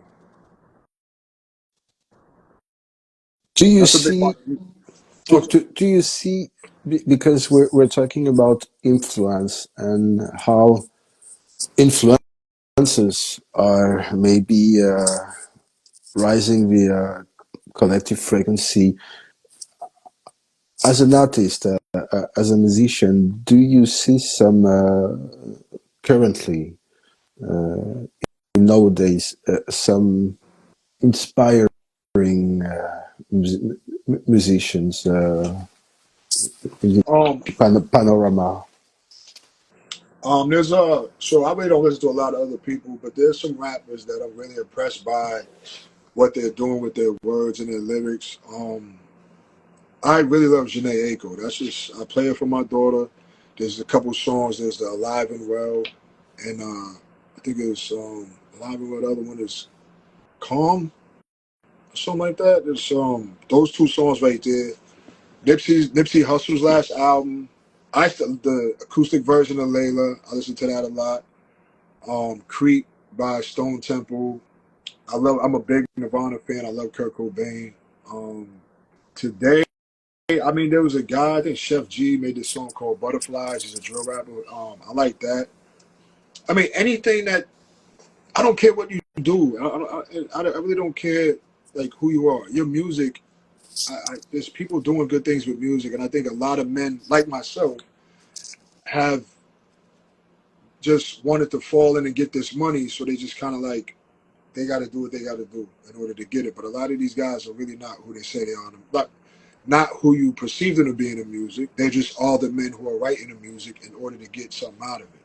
But they've been doing it for so long. Like we're having this renaissance of craftsmen, artisans, people who are dedicated to the craft and just they do it. It's not about being in the basement and trying to say the illest words. It's just there's a lot going on in hip hop. There's a lot going on in the alternative movements, and then with the spiritual music. I mean, Afro beat, all these different blending of genres. There's even like some punk rock songs, some new punk rock songs I like. I think it's a Kamikaze Girl or something like that. She has a good song. Um, anything that's just from the soul, man. If it's from the soul, I feel it, and it's inspiring to see on all times. But I still hear songs that make me cry. I'm a big Sade fan, so I like Aniko. I love her. She's great. Doshi's good. I love her too. She's great. Um, I mean, Killer Mike's album. I mean, Black Thought. All the guys, man, they're still doing it, man. Common just dropped a joint, a while ago, but still. And there's a young guy, a white guy from New York, Marlon Craft, really good. Ransom from Jersey City, really good. I was actually with his buddy down in Georgia. Um, and then there's I kind of like Graf. He's cool. Um, skill wise, great. I mean, there's a guy from Boston, Millie's. I don't like the fact that he's like he calls himself a drill rapper, but the level of what he does is great. But I can't say I'm really a big fan of his music. I'm a fan of his craft, but I'm here and the crime rate is dropping. And the crime rate is dropping because everybody's looking at us and everybody wants to be a part of this industry that's coming to the city. It's the same thing that happened with the music. So I can't really hate on anybody I don't listen to, but if they're inspiring others to not do crime and they're inspiring others to kind of like, talk to each other and reach out and kind of build some sort of safe space for young men in the streets or anywhere, really. I don't care where you are. I mean, we all inspire each other. So. The, the motivation, I have to be sincere. The previous motivation, as far as this work I'm doing, like on these channels and this network like this, we have been talking about that, like the difference between TikTok whatsoever, or Instagram, or Spotify, um, or whatever the channel is. Let's say that the line that I put to myself as a discipline in this work, which is as well a business, because I try my best to make my living from there, um, is not about entertainment. And when I'm forwarding on the Telegram channel, for instance, some links to some movies, it's not a matter of being friendly with my audience and forwarding some good movie to chill out and get entertained, but finding some material, and I take my time, to choose some links. Okay, this movie I remember, yeah, because these are some piece of arts which are able to assist you, help you to elevate your frequency. And definitely, my spontaneous and enthusiastic motivation when I wanted to invite you, and I don't know if on my invitation, I've been enough eloquent, but because often I'm slightly minimal on my words. Um, but my feeling and my sincere feeling is that your music is spiritual, and it helps people to elevate their vibe and their frequency, and it touches something which is subtle. It could be maybe a crutches, I don't know, but a help to help, lead them to rely to their soul, something which is inside and which is intimate. Would you say that you've been performing and doing music all your life. Would you say that before your epiphany, like your a strong mystical experience, which happened on some critical and some spectacular conditions, would you say that previously your music was yet spiritual, or it was searching itself, and it was for you a tool helping yourself to work on Yeah, yourself? Do you see my point? yeah. There was a lot of yeah, there was a lot of. So you gotta remember, I was in this bubble of drugs and the diagnosis and having a lobotomy. But I would like so I had a album, House of Broken Mirrors. The Devil Made Me Do It. The artistry kept getting better. I was being more honest. I was dealing with people who probably didn't get exactly what I was doing, because in the industry it's about being in the right place around the right people doing the right thing, who's popping, who's good or whatever, like favor for a favor type thing. But for me it was always just right here. I've always talked about the conditions I was born under, my inner struggles, my responsibility to my family, my responsibility to my community, my failures, my inability to do certain things, or the things the instinctually. So some things are instinctual, some things are innate, some things are intuitive, and all that stuff comes out. You know what I'm saying when I'm writing, and it's just a lot of times a stream of conscious. Nowadays, I'm more uh, bar for bar, how I'm gonna tell a story, point A to point B. It's a little bit more structured, but musically, it's always been a challenge for me. I would do little things musically that I would pick up on tour and stuff like that. The coping mechanism of it is how highly meditative it is and how highly cathartic it could be for me. So like putting it out and having a good response meant the world to me. I didn't care about the money because people were saying, you helped me get clean, or you go to a show, people will dress like you, people want to hear you, people like that's what people are famous. Like that's the psychology of fame, is being treated special.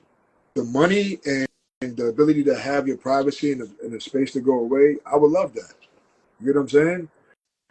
The self destruction came from outside influences, but I did use the music to help me kind of better myself. And I'm telling you, the doors I walked through, everywhere I went that had anything to do with prestige, power, opportunity, was all based on my words, my music, nothing else. Not somebody like doing something for somebody or doing something weird with somebody or paying somebody, nothing like that. Everywhere I went was based on my spirit and what I put on that page and what I put out in that music. So, I mean, that within itself makes me feel like I have some prestige and status when it comes to this art form and this culture, you know, for the most part. So it's always been a coping mechanism, but it's also been a building block. It's also been like a form of martial arts, you can say, where I'm training myself to be better, talk better, and do better.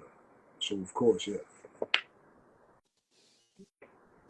So you would say that music was always has been a driver of progress.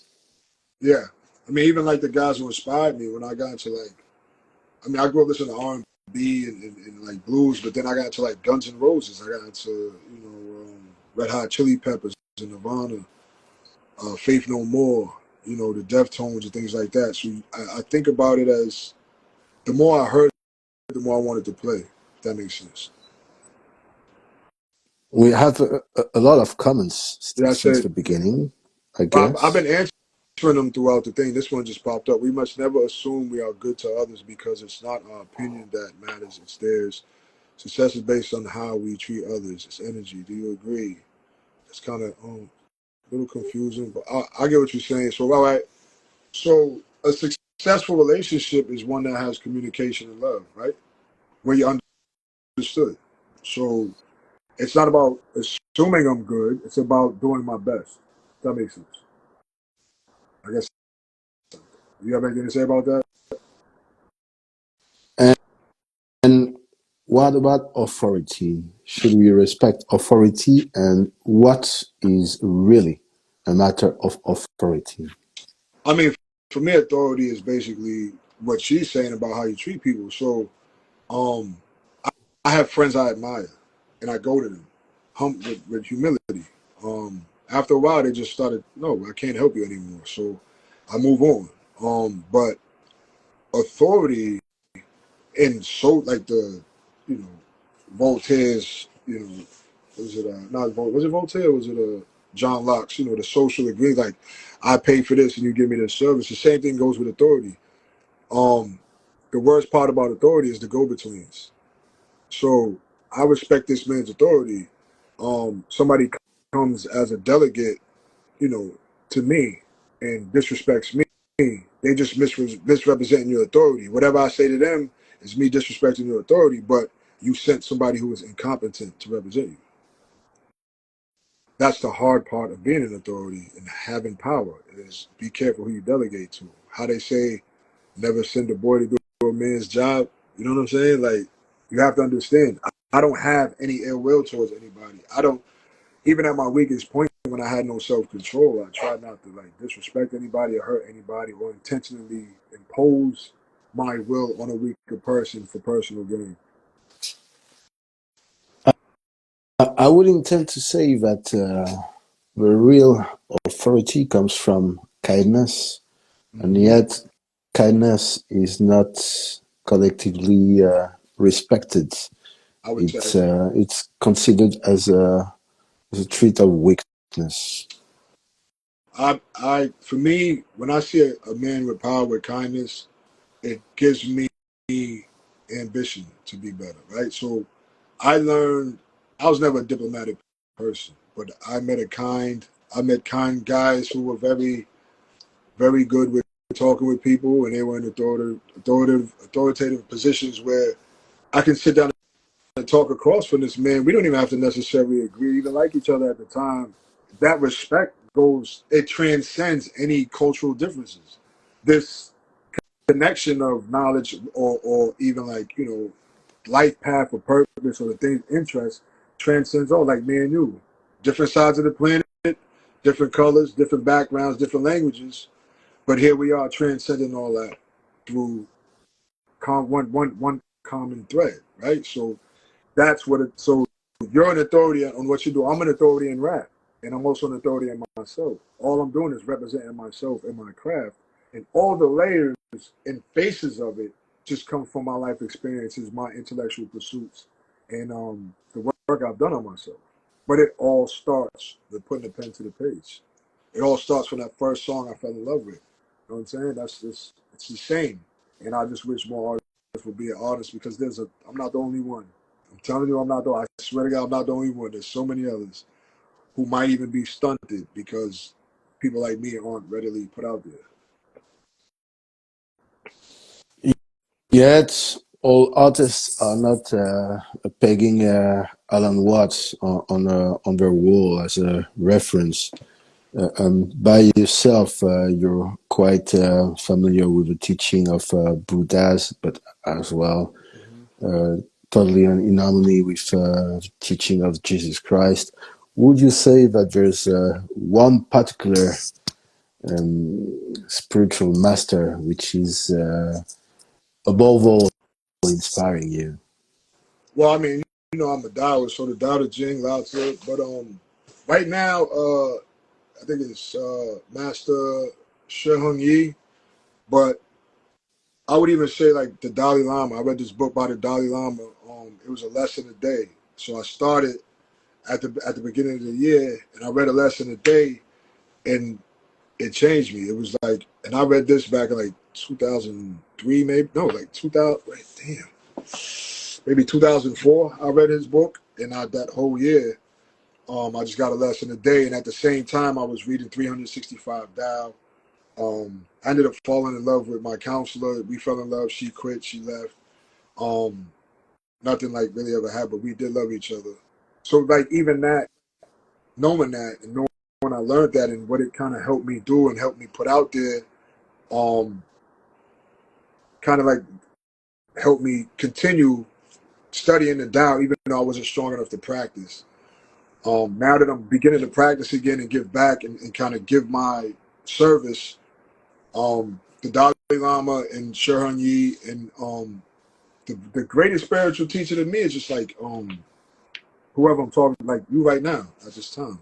It's just life experience. So whatever I take from these spiritual leaders, the greatest spiritual teachers who I'm with at the moment, you know, whether it's good or bad, I walk away from bad toxic relationships and it's like I got to be better. So the greatest spiritual teacher is the spirit itself, the spirit of life. You know what I'm saying? Peace, couch walker. What is the name of the album that you are currently promoting? I hope I sincerely hope that you will send it to me because I would like to listen Oh to yeah. it, but not just on Instagram. Mm-hmm. But I could put it on my personal playlist. Oh yeah. I'll send you all the links. It's called Afro Drill, Violent Messiah. I chose Afro Drill for the blending of genres, but so drill music is you don't lie, and it's what you do every day. So it's kind of like um, and I have Afro drill beats on there. You know, a lot of a lot of danceable stuff. The whole point of it is like people think violence is just like the guns and the nah. Violence is that those loud colors you wear, holding your chin up in the worst situations, standing up to authority when it's wrong, calling out corruption, protecting the weak, protecting the women, protecting the children, making sure that your family's good, but also the Afro drill part of it is, and I think this is what's missing from our culture now, is two people holding each other, looking each other in the eye, and dancing. You'll live longer, you'll be healthier, and you'll start to notice. You'll be able to feel kindness and love when it comes towards you, when you're able to hold the person you care about, look them in the eye and dance. We don't do that anymore, and I don't understand why people don't. They call me weird for doing it. I don't care.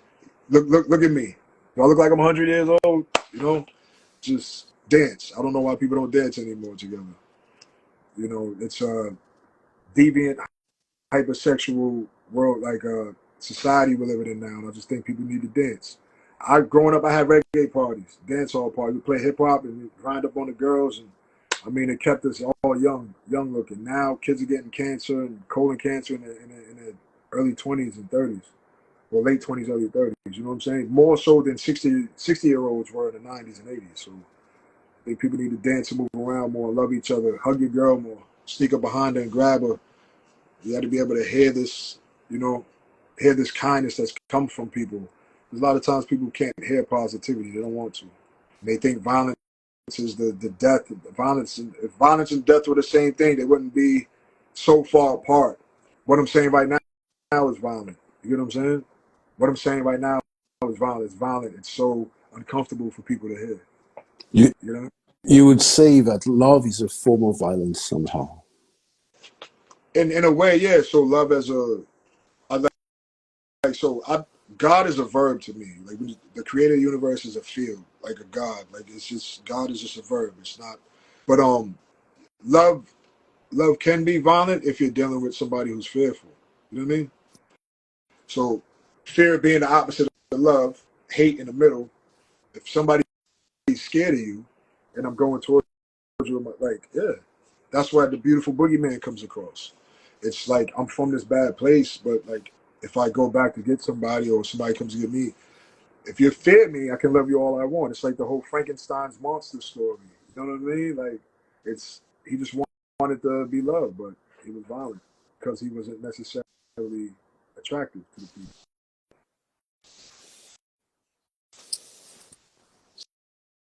Where could we listen to your music out of Instagram?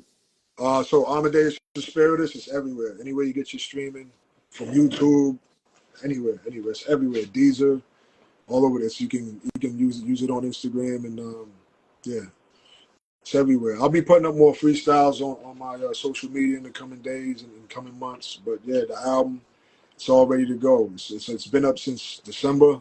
I'm actually looking to book a tour. I'm looking for a team. I'm looking for opportunities to make money, to speak, to perform. I do everything. I act. I can even write a screenplay, whatever. Like I'm working on a book. The book's called Halo and a Set of Horns, The Illuminated Path. It's just basically, that whole duality thing that I keep dealing with in all my music, being a Tao, just a human being. Yeah. Is there some links where your fans could send you donations or things like that? Yeah. So if you go on my page, you'll see a picture of my Cash App on my grid. You'll be able to send my. So the Instagram page. Yeah. I'm gonna put it on the other Okay. ones too. But yeah, right now Instagram has it. I mean, it's all appreciated. Yeah. I think this is a good chance for me to actually get back on my feet.